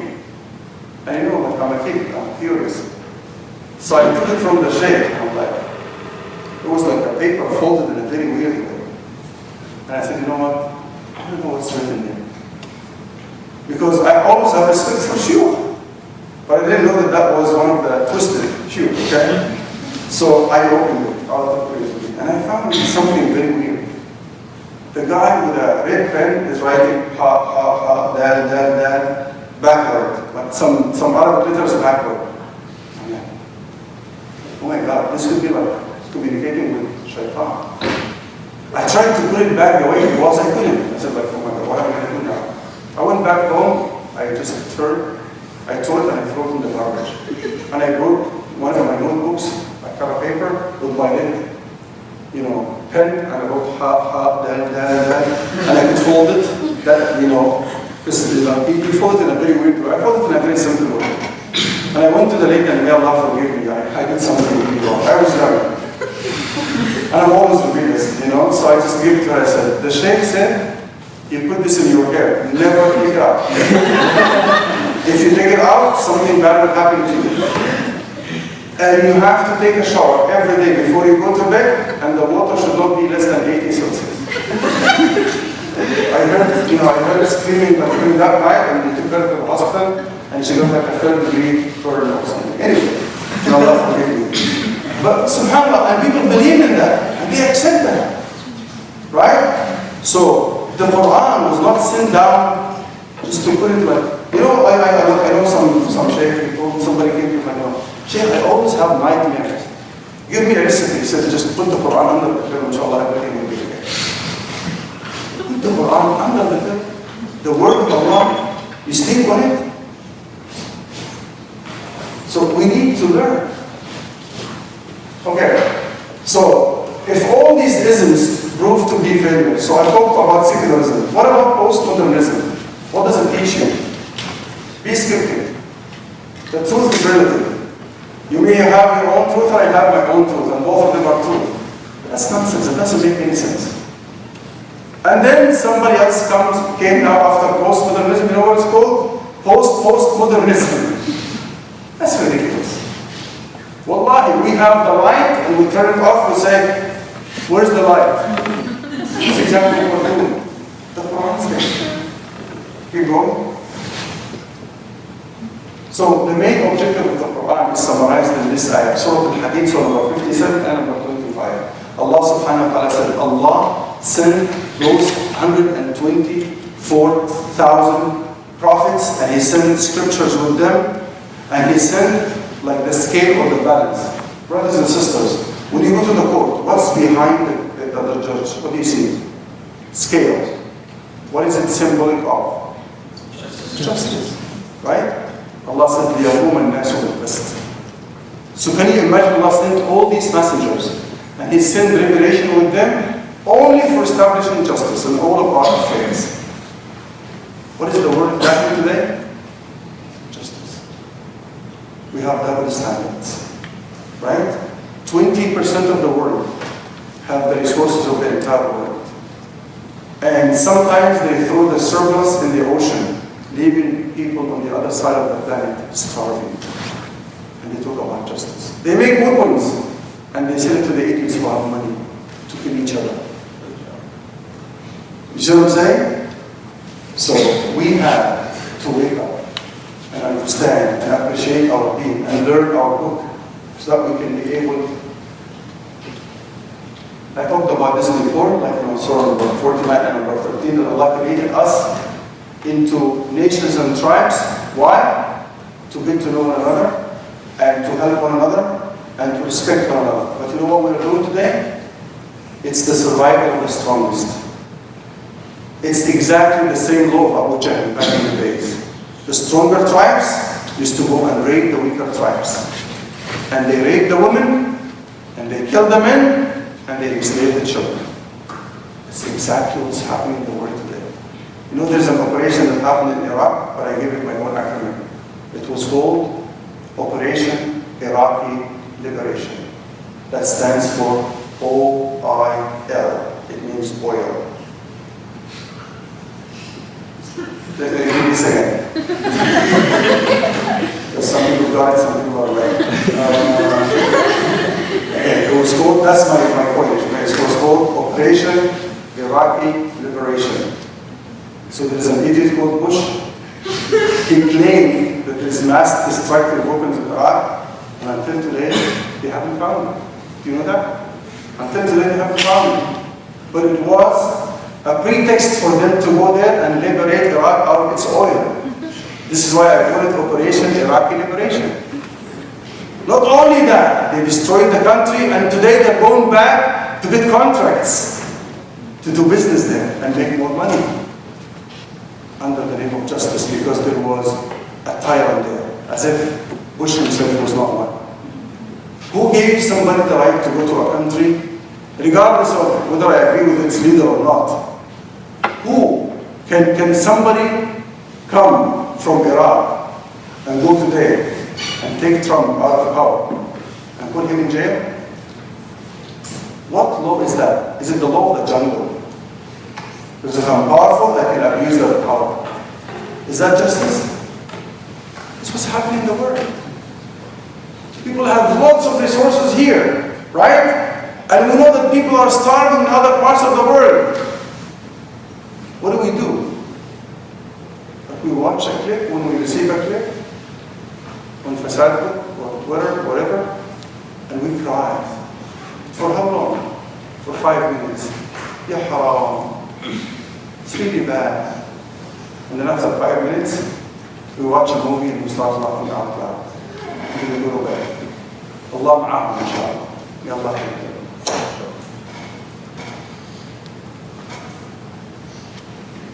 So this is the last main point that I want to talk about. These are some of the doubts I want to burn quickly with you. They'll always say about Islam, it's the religion of fundamentalism. Have you heard that word before? But I wonder, what does the word fundamental mean as an adjective? And when I describe somebody by being a fundamentalist, what does it mean? Any doctors in the audience? Any doctors? People studying medicine? People studying anything? Okay. What majors do we have here? History. History, okay. Neuroscience. Excellent. Neuroscience. Let's talk about history. If you want to be a good historian, you have to be a fundamentalist. Meaning you have to study the fundamentals of history. Otherwise, you won't be a good historian. If you are a mathematician, if you don't study the fundamentals of math, you will never be a successful mathematician. And it goes on to everything. You know what? I'm proud to be a fundamentalist as a Muslim. You know why? Because I studied the fundamentals of Islam. And I teach them. So is the word fundamentalist here good or good? How could it be bad? But you know, today what they do, if they want to demonize someone, just give them a label. And just kill them. Right? Do you know when was the first time the word fundamentalist was used? It was at the early, if you go to like etymology, like this is the like etymology is the science that studies like when the word was first introduced into the dictionary. It was introduced in the dictionary like in the early 20th century. There was a group of Christians who revolted against the church. And they said, that what they have in their hands is the word of Jesus, and it's the word for word of God. It's God's words. So they call them fundamentalists. Let me ask you a question. If that claim made by that group was right, and they could prove that it's the word of God, is it a good word or a good word? Good word. But if they are liars, and it's not the word of God because it's not, then it's a bad word. Is that right? So again, before we start being apologetic, stop there and say, yeah, I'm a fundamentalist, what's your problem? I'm an extreme. I'm an extremist. And I'm proud to be an extremist. I am extremely loving. I am extremely kind.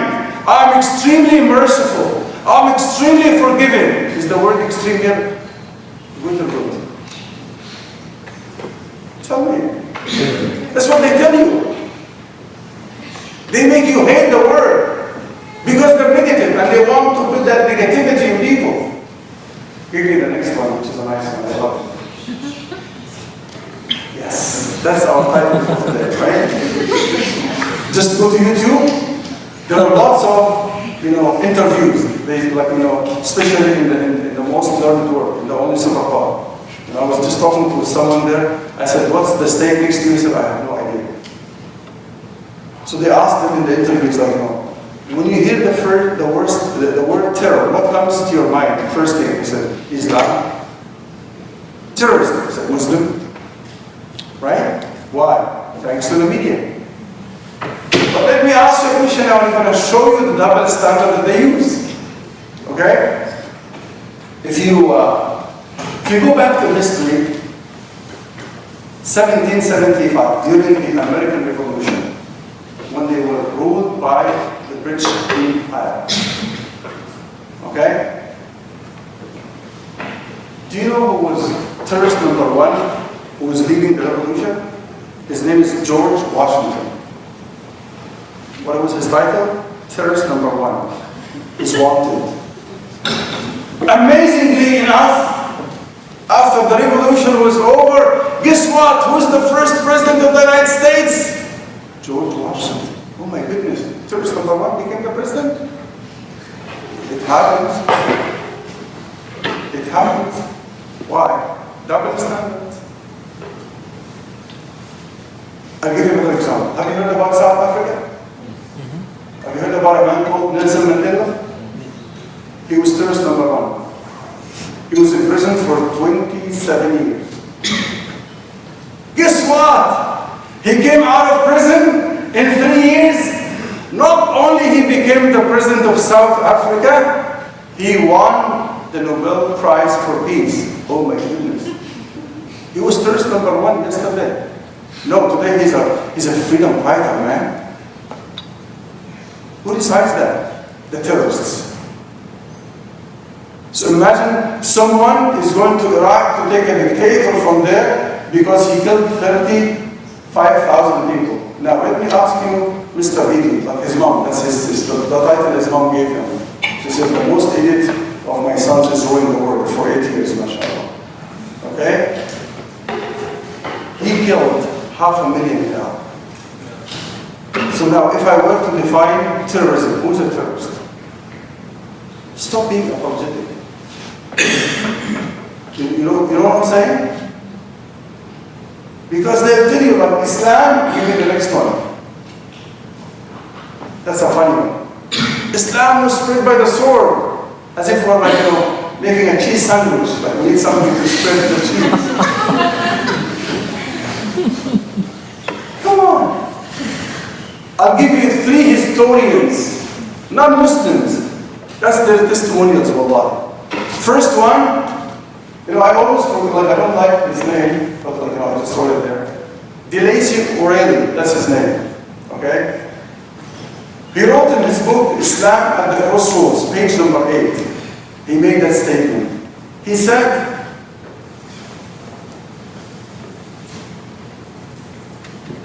one of the most hilarious facts that the historians mentioned in the books of history is that there is a group of fanatical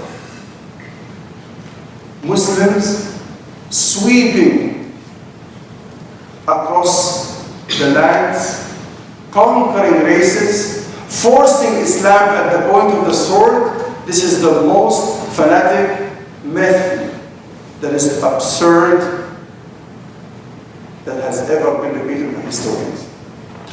He's a non-Muslim. He's the one who said that. Thomas Carlyle, another historian, he said the myth that Islam was spread by the sword is true, but it's not the sword made of metal. It's the sword of the intellect. When people start thinking about the content of the Qur'an, it convinces them that this is the truth and it burns all the doubts in their hearts, so they submit to Islam and accept it. So I agree, it's the sword of the intellect. A third one, non-Muslim, his name is Adam Pearson. He wrote in his book, he said, the fear in the hearts of those who are scared that the nuclear weaponry will fall in the hands of the Arabs, they have failed to realize that that nuclear bomb of peace has already dropped when Muhammad, peace be upon him, was born. Now, I'll give you the facts so you can support this. If Islam was spread by the sword, I'll just start asking a question. Where is Islam the fastest growing religion today? Where? Prisons. Prisons. Prisons. But I'm just not asking about like the cell, like where in the world? West. Name countries. West. MashaAllah, that's one. North America and MashaAllah, who said Europe? Thank you. I'll give you one for being my messenger, okay? Okay, so can you imagine that Islam is the fastest growing religion in North America and Europe? But the very naive question that will follow is, who are the strong Muslims today in North America and Europe who are holding the sword and putting it on the neck of non-Muslims saying, hey, accept Islam, otherwise I'm going to spread cheese on your neck? Tell me. Well, it's pathetic. You know, in Almanac, the readers digest, they published a book in 1986. And they said, according to the statistics of a study that was made for 50 years, between 1934 to 1984. How many years is that? 50 years. Okay? That was last century. They said Islam was growing and the percent was 235%. Compared to Christianity, 47%. And they said by the year 2050, Islam will be the first religion in the world. Who is spreading Islam by the sword today? Are the Muslims strong? Think about this. These are facts. Right? Now, who can tell me where is the largest Muslim community on earth today? Which country? Indonesia, mashallah. Indonesia. Who can tell me which war was fought to bring Islam to Indonesia? Just ask them. Kill them with kindness. Kill them with knowledge. You know how Islam was spread in Indonesia? By the akhlaq, by the manners of the businessmen who traveled there and they lived there, they immigrated there. So people used to ask them, why don't you cheat? Because I'm a Muslim. Why don't you lie like everyone? Because I'm a Muslim. They said, what is Islam? It is the Qur'an. They read the Qur'an and it extinguishes all the doubts. Then they accept the Qur'an. What is the second largest Muslim community on earth? China! Tell me, in recent history, who took the sword to China and forced them to be Muslims? The same thing. It was the conduct of the Muslims. Can I share with you a fact? Say yes or yes. How many are the Sahaba? Sorry. 70? Give me the chocolate. How many were the Sahaba? At least 5. Over a couple thousand. At least. Couple of thousands. MashaAllah, who said that? Give me the candy. 114,000. 114,000. Do you know how many of them are buried in Medina and Mecca? 10,000. The rest of them died spreading Islam. Giving dawah everywhere. You know, the man who hosted the Prophet ﷺ when he first arrived in Medina. Do you know his name? Allah Akbar. Wait, this time. At least this goes, okay? Abu Ayyub al-Ansari. You know what is his grave? MashaAllah, at the outskirts of Turkey today. See how far they traveled? I remember I asked a brother one time, I said, when was the last time you made da'wah? I don't see you active these days. He said, Sheikh, last time I was humiliated. I made da'wah for 9 minutes. And the guy walked away. I was so mad. I said, listen man, I know someone who made da'wah for 950 years. His name is Noah. And he never stopped. He never gave up. Do you know how many people accepted Islam at the hands of Noah alayhi salam? 18. How many every year? How many every century? Yet he said, إِنِّي دَعَوْتُ قَوْمِي لَيْلًا وَنَهَارًا. Night and day. Didn't work? ثُمَّ إِنِّي أَعْلَنْتُ لَهُمْ وَأَسْرَرْتُ لَهُمْ إِسْرَارًا. I did it sometimes in public and sometimes one-on-one. He's teaching us techniques in da'wah. فلم يزدهم دعائي إلا فرارا. The more I give them da'wah, the more they run away from me. But I didn't give up. So if we don't carry the Qur'an and take it to the people, who else? Brothers and sisters, Allah subhanahu wa ta'ala said in Surah Anbiya, Surah 21 and number 107. وَمَا أَرْسَلْنَاكَ إِلَّا رَحْمَةً لِلْعَالَمِينَ. O Muhammad, we have not sent you except as mercy for al-alamin. You know how they translate al-alamin in the English translation of the Quran? Man, English is very lame. It's a very lame language. Arabic is very rich. They say all the words. No, jama' alam awalim. That's words. But Allah said al-alamin. They say to every single civilization, nation, at any place, at any time. But I have bad news for you, and I have good news. Which one would you like to hear first? The good one. No, listen to the bad news first. The bad news is the Prophet passed away. How could he be sent to all people at all times until the day of judgment? Good news? Open the Quran, Surah number 12, Ayah 108. قُلْ هَذِهِ سَبِيلِي. O Muhammad, say to them, this is my way. What is it? Islamic awareness week. أَدْعُو إِلَى اللَّهِ. I make da'wah. I invite people to Allah.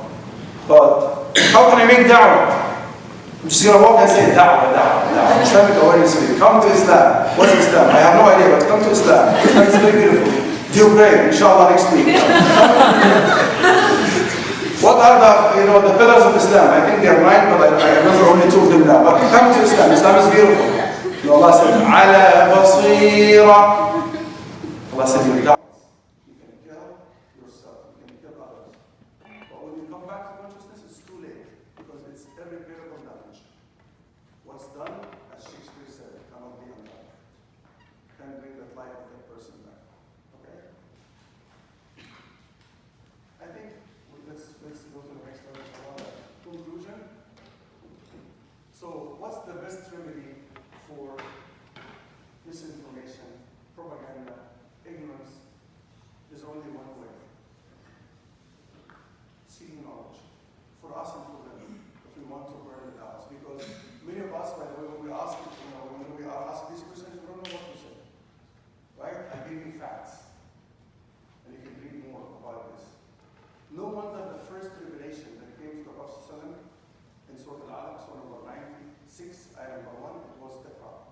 What's Iqra? Read. Read, right? What is this symbolic of again? What's reading?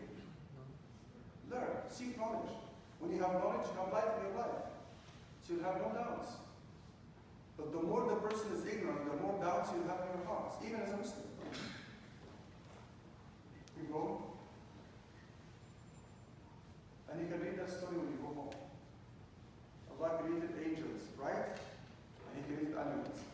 And He created mankind, right? Both angels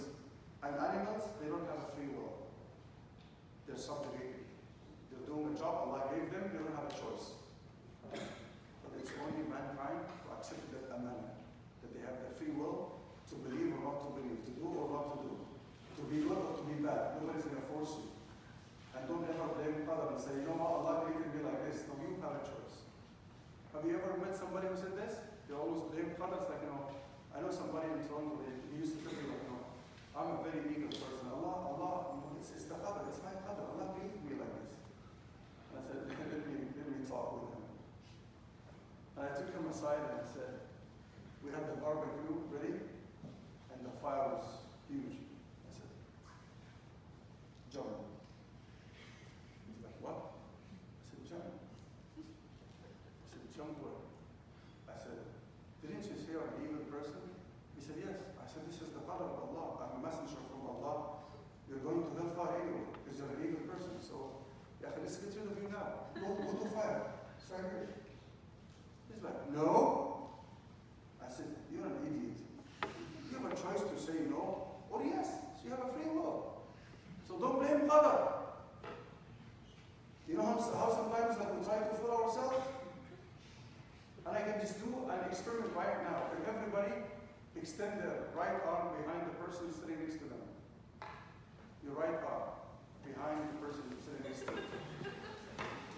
Okay? And pat the shoulder and say, Jazakallah khair for coming. May Allah take you to Jannah, inshallah. Okay? Does this make you feel good?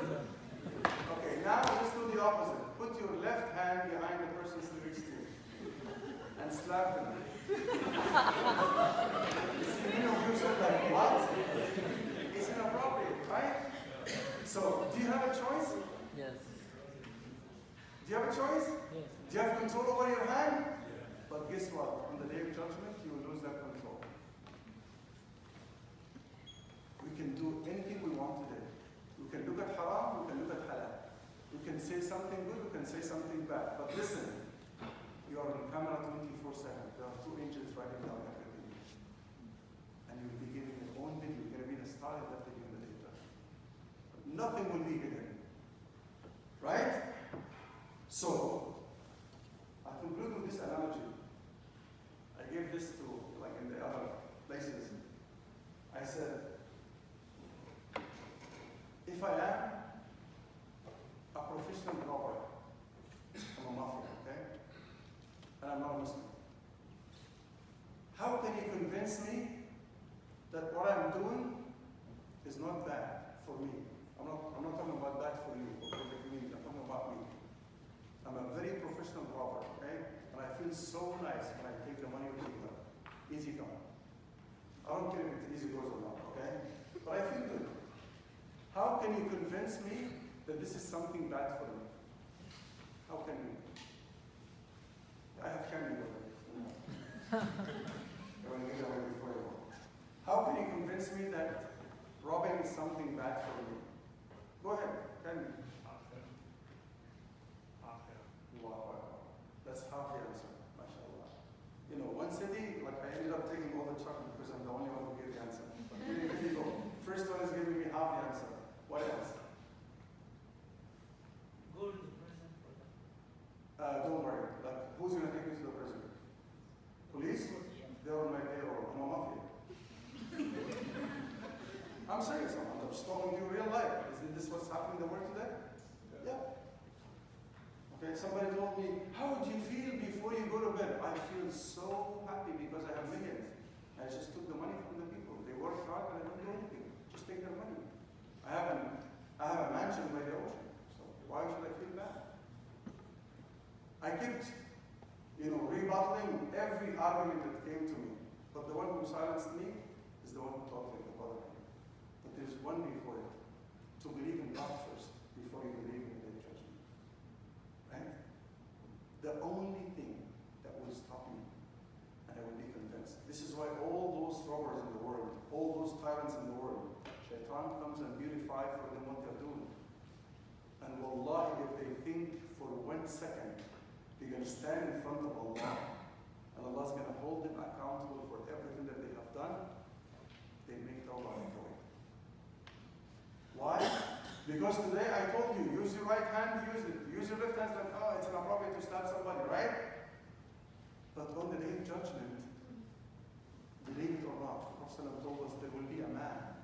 will have the audacity to come to Allah and say, Ya Allah, you made dhulm, which is oppression, haram, even on yourself. And Allah's going to say yes. He said, now I have a request. And I said, go ahead. He said, I don't want that record to be the witness, because he knows that the record is full of bad deeds. He said, I'm going to be my own witness against myself. You know what he thinks, that fool? He thinks he can lie. Right? He thinks he's going to act like the dunya. He's going to deny the truth. He's going to say, I didn't do that. Right? But he forgot that Allah subhanahu wa ta'ala will be the only one in control of it. He's in control all the time. But that day he's going to take that away from you. Because Allah is going to say, you want this? I'll give it to you. And Allah subhanahu wa ta'ala is going to seal his mouth. And Allah is going to talk to his hands. Your hand will talk. Your skin will talk. Your legs will talk. Allah said this in the Qur'an, Allah said it. They will testify against you. So while his mouth is sealed, and his hand is going to say, yes, I touched haram, I took haram. His eyes will say, I looked at haram. His tongue will say, yes, I spoke haram. And he's like trying to stop them. And then after all of his body will testify against him, Allah's going to remove the tape out of his mouth. And he's going to curse himself. He's going to say, Tabban lakum! May Allah destroy you! He's talking to his body. You know, I just wanted to defend you, and you're bearing witness against me. And Allah subhanahu wa ta'ala says in Surah Al number 17, He's going to make that call on the day of judgment. Ayn al-muluk! Where are the kings? Ayn al-jababara! Where are the tyrants? And these people will come on the day of judgment like dust. People will even be stepping on them without noticing. You see how big they are now? And how many like black glasses and and limousines and stuff? SubhanAllah, they will be like dust. People will be stepping on them without noticing. Allah subhanahu wa ta'ala said, if you read the last page in Surah Al-Kahf, فَلَا نُقِيمُ لَهُمْ يَوْمَ الْقِيَامَةِ وَزْنًا. They will be nothing in the eyes of Allah subhanahu wa ta'ala. So Allah's going to say, after He's calling upon them, where are the kings? Where are the tyrants? Where are the oppressors? Nobody's going to respond. Allah's going to say, لِمَنِ الْمُلْكُ الْيَوْمِ. Who's in control today? And nobody will talk. And He's going to repeat it. لِمَنِ الْمُلْكُ الْيَوْمِ. Who's in dominion? Who's in control? Nobody will talk. Third time. لِمَنِ الْمُلْكُ الْيَوْمِ. Third time He's going to answer Himself. الْمُلْكُ الْيَوْمِ لِلَّهِ الْوَاحِدِ الْقَهَّارِ. Allah, the only true God, the omnipotent, the irresistible, is in control today. You have control in the dunya, but I'm going to take it away from you now in the akhirah. Because I gave you that body as a trust. How to use it or abuse it, it's coming back to me now. And your record will be the witness. So the only thing that will stop somebody from being bad is if he believes in Allah, he knows He's in camera 24/7, and he will also believe in the other ayah, which is ayah number 185 in Surah number 3, where Allah subhanahu wa ta'ala says, كُلُّ نَفْسٍ ذَائِقَةُ الْمَوْتِ. Every single soul will taste death. وَإِنَّمَا تُوَفَّوْنَ أُجُورَكُمْ يَوْمَ الْقِيَامَةِ. And you will be paid back on the day of judgment. You'll be one of two. فَمَنْ زُحْزِحَ عَنِ النَّارِ. Those who will be saved from hellfire. وَأُدْخِلَ الْجَنَّةِ فَقَدْ فَازَ. And they will enter paradise. These are the winners. وَمَا الْحَيَاةُ الدُّنْيَا. Those oppressors in the dunya, they're making money out of haram ways, they're oppressing people. This worldly life, إِلَّا مَتَاعُ الْغُرُورِ. It's nothing but delusion. That's the fact. And this is why, as Muslims, we watch out. Everything we say, everything we do, because we know that there's a day, I call it the payday. What's the name? Say it again? The payday. We work hard for the payday. We want the check. But all of our life is hard work for the payday. And that check is going to be Jannah. May Allah subhanahu wa ta'ala guide all our steps to Jannah. I'm going to end up with a smile because I got so serious. And this is why they say about me, I can make you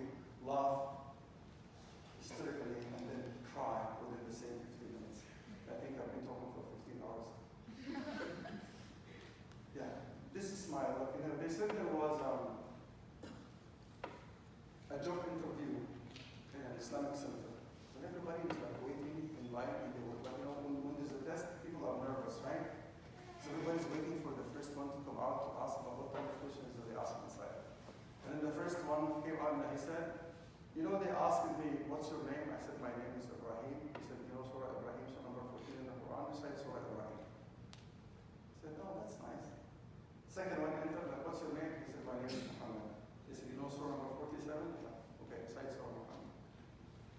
Third one, what's your name? My name is Yunus. You know Surah number 10? You know, recite Surah Yunus. Last one, they said, what's your name? He said, my name is Yusuf, but my mother calls me Kawthar.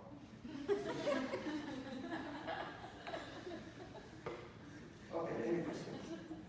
I'm done. Does anyone care for the reason?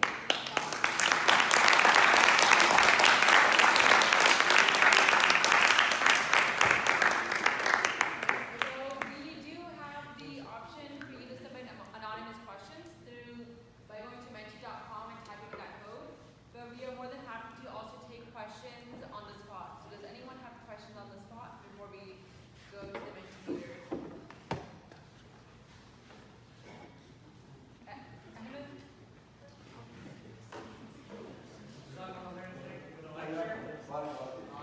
think everybody really enjoyed it. The fact that you're able to mix in comedy with it made it a lot better from the world. The one thing I want to comment on is you talked about how within the last couple of centuries we've seen the rise of ideologies and isms. One thing one of my teachers was telling me, and I think you'll find this interesting, he said, Western civilization is always in a state of becoming, but it never becomes. And the way things are always going, things are always changing, and who knows, it might just come back in a circle. And truth is something that doesn't change. And so when you have something like Islam and the worldview of Islam, that is something that doesn't change. And I think that is what is definitely needed in today's society with the many crises that we're going through. So Jazakallah khair, I really enjoyed the lecture.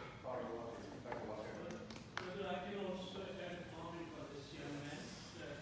He rightly said that, and you also sort of observed it, but there was some inconsistency of sort of notice I thought I should bring to your attention. Allah's system, as you rightly said, from Adam to eternity, Allah's system, Sharia, message doesn't change. And every messenger and every Nabi was Muslim, as you rightly said. And in fact, the very specific ayahs, we say that Allah's Sharia doesn't change. All the Anbiyas got Al-Kitab, so the book. And so Allah's system and the goalpost never changes on mankind. Consistent message, absolutely right, as you rightly said, authentic, accurate, and complete. Mufassal Kitab. So it's a detailed book, every answer is there. So just wanted to clarify, because I heard a little bit differently. You said something and I think you contradicted it, so I thought I should just clarify. Let me disagree with you, and I'm going to insist on what I said. Meaning, there's something called Deen, and there's something called Sharia. Because there's a prophetic tradition, there's a hadith, where the Prophet cleared that, and he made it crystal clear. He said, نحن معشر الأنبياء ديننا واحد إخوة العلات ولكن أمهاتنا شتى. In Arabic, which means we the prophets, we have one message. So the message, which is the deen, the religion, is the same. Islam, and Islam stems in Arabic from istislam, which means surrender or submission. That's linguistically speaking. But technically speaking, Islam means submission to the will of God. We submit to Allah, we do whatever He says do, and we stay away from whatever He said don't do. And that brings about two types of peace, which is inner peace and outer peace. And when I say inner peace, it means the peace of the heart and the peace of the mind. You can never find somebody walking on earth now confident, not being mentally having issues or psychological issues by the fact being confused or not certain about 3 questions that you need to ask yourself every single night before you go to bed. And listen to me carefully. First question, who am I? And you have to answer. Who am I? And then, second question is, what is my destination? Third question is, am I on the right track to make it to my final destination? You need to answer this question every single day before you go to bed. Who am I?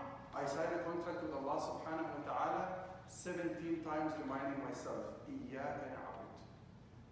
Ya Allah, I'm here as a slave. You created me, you gave me everything. I can do nothing without you. I cannot move my finger without you. I cannot move from my place without you. So I'm the slave and you are the master. And this is the best slavery in the world. When there is slavery between human beings, it's the worst type of slavery. When you become the slave of your desires, this is the worst slavery. When you become the slave of shaitan, this is the worst slavery. When you become the slave of yourself and you have a big ego, this is the worst slavery. But when you become the slave of Allah, this is the best freedom. So this is number one. Number two, what's my destination? It's Jannah. I am here to obey Allah and make it to Jannah. Third question, am I on the right track? Am I doing things that will really take me to my destination? I remember one time we went in the airport and I traveled a lot. And there was a guy who was intoxicated in the airport. And they were calling all the flights with this guy sitting there. So somebody went to him and was like, where are you going? He said, anywhere. Just put me on any flight. Some people are living like that. When you ask them, where are you going? He's like, I have no idea. They're worse than animals. Because animals are created for something. This is why when I gave you that analogy, Allah said Allah created angels, and He created animals, and He created mankind. If you choose to obey Allah and know your job in this life, and you are on the right track in the sight of Allah, you become better than the angels. Because the angels have no free will. But you make the right decision by using your free will the right way. And if you choose to disobey Allah subhanahu wa ta'ala, you become worse than animals in the sight of Allah. And that's what Allah subhanahu wa ta'ala mentioned in Surah number 7. He said, وَلَقَدْ ذَرَأْنَا لِجَهَنَّمَ كَثِيرًا مِنَ الْجِنِّ وَالْإِنسِ. There are lots of people amongst mankind and jinn, they're going to hellfire. Why, Ya Allah? He gave us the reasons. When you read the Qur'an, always continue the ayah because it will explain itself. Allah subhanahu wa ta'ala said, لَهُمْ آذَانٌ لَا يَسْمَعُونَ بِهَا. They have ears, but they don't listen to the truth. They listen to the Qur'an of shaitan. You know the Qur'an of shaitan? That's music. But the Qur'an of Rahman guides you to something else. And He gives you peace. وَلَهُمْ أَعْيُنٌ لَا يُبْصِرُونَ بِهَا. They have eyes, but they don't see the truth. They see the falsehood all the time. وَلَهُمْ قُلُوبٌ لَا يَفْقَهُونَ بِهَا. Allah gave them reason, but they don't use it. This is why when you read in Surah Al-Mulk, when they're going to be in hellfire, they're going to read and they're going to say, وَقَالُوا لَوْ كُنَّا نَسْمَعُ أَوْ نَعْقِلُ مَا كُنَّا فِي أَصْحَابِ السَّعِيرِ. If we used to reason in the dunya, if we used to listen to the truth, we wouldn't end up here in hellfire. But it's too late. Regret now, because you have a second chance. But they're saying this in the Quran. Why Allah is sharing this with the Quran, with us in the Quran? Not to be in their shoes. Not to regret when it's too late. So basically, the Prophet ﷺ is telling us that there is deen, that's the deen of all prophets. Adam came to people, submit to Allah, and this is your salvation. And there is Sharia. Sharia means the way to apply that deen. And that was the difference between every prophet and the other prophet. So it's not that, let me just finish. And the ayah in the Quran says, لِكُلٍّ مِّنْكُمْ, it's crystal clear. لِكُلٍّ مِّنْكُمْ, for each prophet, جَعَلْنَا شِرْعَةً وَمِنْهَاجًا. We made a different Sharia. Meaning, Allah says, at the time of Musa, people were tough. So Allah made it tough on them. Okay, I told you, how would people make tawbah at the time of Musa? They have to kill each other, and then Allah bring them back to life. You know, at the Sharia of Musa, if part of your clothes gets najasa, like impurity, you have two options, to burn it or to cut it out. But the Sharia of Muhammad became very easy. You just wash it, and you can wear it again. Okay, so there's a difference between the deen, is the deen of all prophets. But how can I apply this deen? The way to apply this deen different times needed different sharia. And why? The sharia of Muhammad sallam, it's the most comprehensive sharia and the easiest form of applying submission to Allah. This is why Allah subhanahu wa ta'ala said, Inna ad-dina 'inda Allah Islam. This is the last. And then Allah subhanahu wa ta'ala made it very clear when you read ayah number 85 in surah number 3. وَمَنْ يَبْتَغِ غَيْرَ الْإِسْلَامِ دِينًا. Whoever comes in the day of judgment, embracing any religion other than Islam, submission to God, فَلَنْ يُقْبَلَ مِنْهُ. It will not be accepted from him. وَهُوَ فِي الْآخِرَةِ مِنَ الْخَاسِرِينَ. And in the day of judgment, he'll be amongst the losers. We can discuss this after I finish, inshallah. So we can answer. So we're going to move on to the next question, inshallah. Inshallah. But we'll just take it. No problem. Okay. Inshallah, we're going to move on to the next question. So we have some anonymous questions. The first one is that I heard only 2% of humanity will go to Jannah or heaven. Why would Allah then make humanity for them just to end up in hellfire? Basically, the person is asking if only such a small percent of people will go to heaven. Why did Allah create humankind? Okay. First of all, who said that only a few people will go to Jannah? What do you mean by few people? That's the question. Okay. Second, we're not going to answer an anonymous question. So second is why did Allah create us? First of all, you need to understand this. In Surah number 21, ayah number 23, Surah Al-Anbiya, Allah said, "La yus'alu amma yaf'al wa hum yus'alun." Allah is the creator. He has all the wisdom. He cannot be questioned. He has the right to question us because we are His creation. So we cannot say, why do you do this? I'm giving you the answer from the Qur'an. But now let's talk as if we're talking to a non-Muslim. He's asking like the rational question. Right? Now, isn't it fair that Allah subhanahu wa ta'ala created us all and He gave us reasoning and He gave us the free will to submit or not to submit? Right? If you have 2 children as a parent, okay, and you're giving them the equal opportunity of everything, right? You know, you buy them clothes, you buy them books, you send them to the school, right?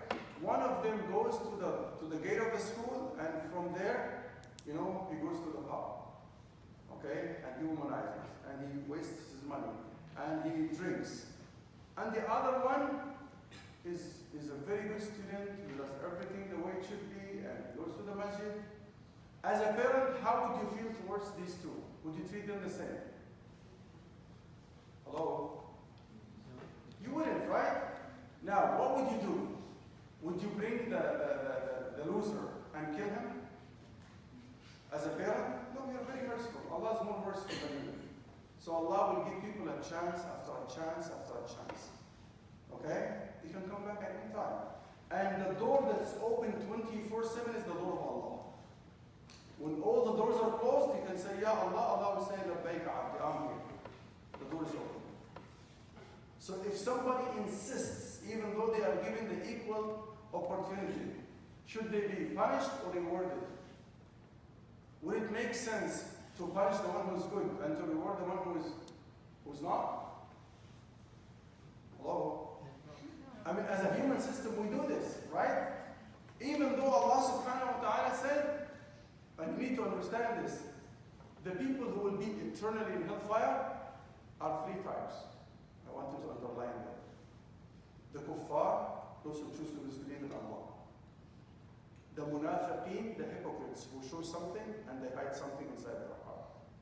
And the mushrikeen, those who associate partners with Allah. But if some people believe in Islam and they do something good and something bad, and they make tawbah before they die, Allah subhanahu wa ta'ala will replace the record of bad deeds with the record of good deeds. And if a person dies committing a major sin, like dealing with riba, or killing somebody without making tawbah, or stealing, or whatever, if Allah decided on the day of judgment He could forgive them out of His mercy, or they will end up in hellfire for some time and they will end up in Jannah. So making those general judgments, like by saying, why few people, why this, we can't question Allah subhanahu wa ta'ala. Allah gave us the equal opportunity, and He said, listen, you have the right to believe, you have the right not to believe, and He gave us even the consequence of our choice. He said, if you choose not to believe, there's a punishment called the fire. If you choose to believe, there's a reward called Jannah, and it's up to you. I just add on to that? I just want, not add on to your, to the question. Yeah. You know, some of the people, you know, like, this always comes to me and I don't know how to deal with it. If Allah knows Yeah. who's going to go to Jannah and who's going to hellfire. No. It's like they come to you. It's like, oh, what about someone who's in Timbuktu never saw any society? Very good question. Very good question. They not deserve. Very good question. Allah answered this question in the Quran. He said, وَمَا كُنَّا مُعَذِّبِينَ حَتَّى نَبْعَثَ رَسُولًا. Allah will never punish people, take them to hellfire unless Islamism is explained to them. So if somebody lives in a deserted island or something, he never heard about Islam, Allah will bring them on the day of judgment because these people lived according to the fitrah. He's going to ask them some questions and then he will end up in Jannah. Can you give me the ayah number, please? It's in Surah Az-Zumar, Al-Isra, and then I'll try to confirm that inshallah. Okay? Yeah, Al-Isra. It's in Okay, so 17. I'm going to ask the last question, and then after that, people can come down and approach the speaker. So the last question is, as a non-Muslim, is it best to just read the Qur'an, or should we read supplementary material and explanations of the Qur'an with it? So will we make da'wah for the Muslim? No, as a non-Muslim, if someone's trying to learn as a non-Muslim Yeah. about Islam, what's the best way to learn about it? Okay. The best way to learn about Islam if somebody is a Muslim is to come and ask the expert. Because Imam Shafi'i rahimahullah said, "Man kana shaykhuhu kitabu, kathura khata'uhu wa qalla sawabuhu." If you depend on teaching yourself, there's nothing called self-teaching when it comes to religion, because the religion is so deep. So they need to come to somebody who's a scholar and ask him. Because how many of us who are Arabs and they can read the Quran but they don't understand the Quran? How many? You see what I'm saying? So what we need to do is we need to go to the scholar and ask him. Because the Prophet ﷺ, you remember the hadith that I mentioned? He said, "Ala inna likulli da'in dawa." For every disease there is a remedy. And وَدَوَاءُ الْعِيِّ السُّؤَالِ. And the remedy for ignorance is to ask. But when you ask, if you want to learn chemistry, would you attend a class of physics? That's what some people do. Okay? You know, even the translation of the Quran. I did my PhD on the translation of the meaning of the Quran. If you read the translation of the Quran, there's almost 96 translations now. When I did my PhD, there was like 45. Imagine between that time in the 90s until today, how many, almost double. There is no translation of the Quran that will please Allah and His Messenger. You know why? Because it's an endeavor done by one person. No one can do that. I spent 5 years just to do a translation of Surah Yusuf. 5 years. And still, when I look at it now, I'm still editing it again. Why? Because I'm learning something new. So the translation of the Quran can never be a Quran in English. Somebody said, listen what the Quran says about women. Surah number 4, ayah number 34. It says, men are superior to women. I'm like, I know the ayah in Arabic has nothing to do with what you're saying. That's the translation of Muhammad Mamadou thought. Men are superior to women. I said the ayah in Arabic says, الرجال قوامون على النساء. Qawama means men are maintainers and protectors of women. Can you imagine when somebody changes this and say, men are superior to women? How come? And they say, this is Islam. So if I ask this person to go and read the translation of the Quran because they don't know Arabic, what's going to happen at the end? They're going to say, you know what? This Quran is gender biased. This Quran is all about men. Allah. But subhanAllah, after 9/11, 2 weeks after 9/11, 25,000 people accepted Islam in the United States of America. 2 out of every 3 are women. You know why? Because they started going to the masajid and they started asking about Islam. What Islam is all about. And they started learning Arabic. So Arabic is the way to understand the Quran. And I'm telling you, there are Arabs who are born Arabs, and I can just embarrass them right in front of you now. Okay. You can just ask about simple ayat, and they will know what it means. Okay. Even though I've been reading these ayat for a long time, I did this one time to my own students at Al-Azhar University. At Al-Azhar, we were supposed to memorize the Quran 3 times. Junior high, you should complete the Quran. High school, you revise it 1 time. University, you revise it a 3rd time. So you remember when the Danish cartoons were published, and people got so emotional around the world, and they started smashing glasses and doing this and that, What are you doing? We're hungry. I said, MashaAllah. So you make the Prophet ﷺ proud of you now by doing that? I said, listen, I gave a speech for 12 minutes, and I started by saying, I'm going to recite an ayah in front, a surah in front of you, and I swear to God that all of you memorize it. Because those people, 6,000 students standing in front of me, they are all false. And I'm sure that I would claim that 80% of you memorize the surah that I'm going to talk about now. It's surah number 100. It's called Al-Adiyat. If I start reciting it, you recite with me. وَالْعَادِيَاتِ ضَبْحًا فَالْمُورِيَاتِ قَدَحًا فَالْمُغِيرَاتِ صُبْحًا فَأَثَرْنَ بِهِ نَقْعًا فَوَسَطْنَ بِهِ جَمْعًا إِنَّ الْإِنسَانَ لِرَبِّهِ لَكَنُودٌ وَإِنَّهُ عَلَى ذَلِكَ لَشَهِيدٌ وَإِنَّهُ لِحُبِّ الْخَيْرِ لَشَدِيدٌ أَفَلَا يَعْلَمُ إِذَا بُعْثِرَ مَا فِي الْقُبُورِ وَحُصِّلَ مَا فِي الصُّدُورِ إِنَّ رَبَّهُم بِهِمْ يَوْمَئِذٍ لَخَبِيرٌ. I asked about 2 words. وَالْعَادِيَاتِ ضَبْحًا. What does that mean? And everybody was like, is this Arabic? I said, no, it's Chinese. It's the Quran. It's an ayah, a surah. The Quran is 114 surahs. This is number 100, a very short surah. I said, وَإِنَّهُ لِحُبِّ الْخَيْرِ لَشَدِيدٌ. This is very simple, right? And he, for the love of khayr, his love is intense, right? What's the meaning of al-khayr here? Any Arab or any Arabic speaking person would say, al-khayr means, don't worry, say it. Good. Astaghfirullah, it has nothing to do with good in this ayah. You see, if you take the face value of the word, you say, he loves khair, he loves good. No. Al-khair here means money. How could you figure this out? Yeah, different meanings. Love money so much. وَيُحِبُّونَ الْمَالَ حُبًّا جَمًّا. Allah said this in the Quran, right? And He said, Allah said, it's obligated us, كُتِبَ عَلَيْكُمْ إِذَا حَضَرَ أَحَدَكُمُ الْمَوْتِ إِنْ تَرَكَ خَيْرًا لِلْوَصِيَّةِ. Allah said, if you leave khayr behind you, you have to write a will. Again, the word khayr here means what?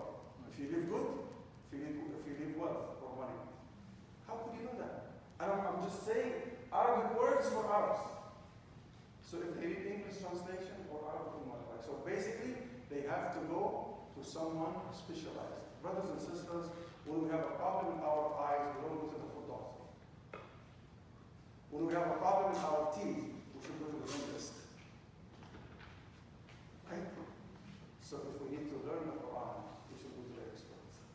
If we want to learn Hadith, we should go to the experts.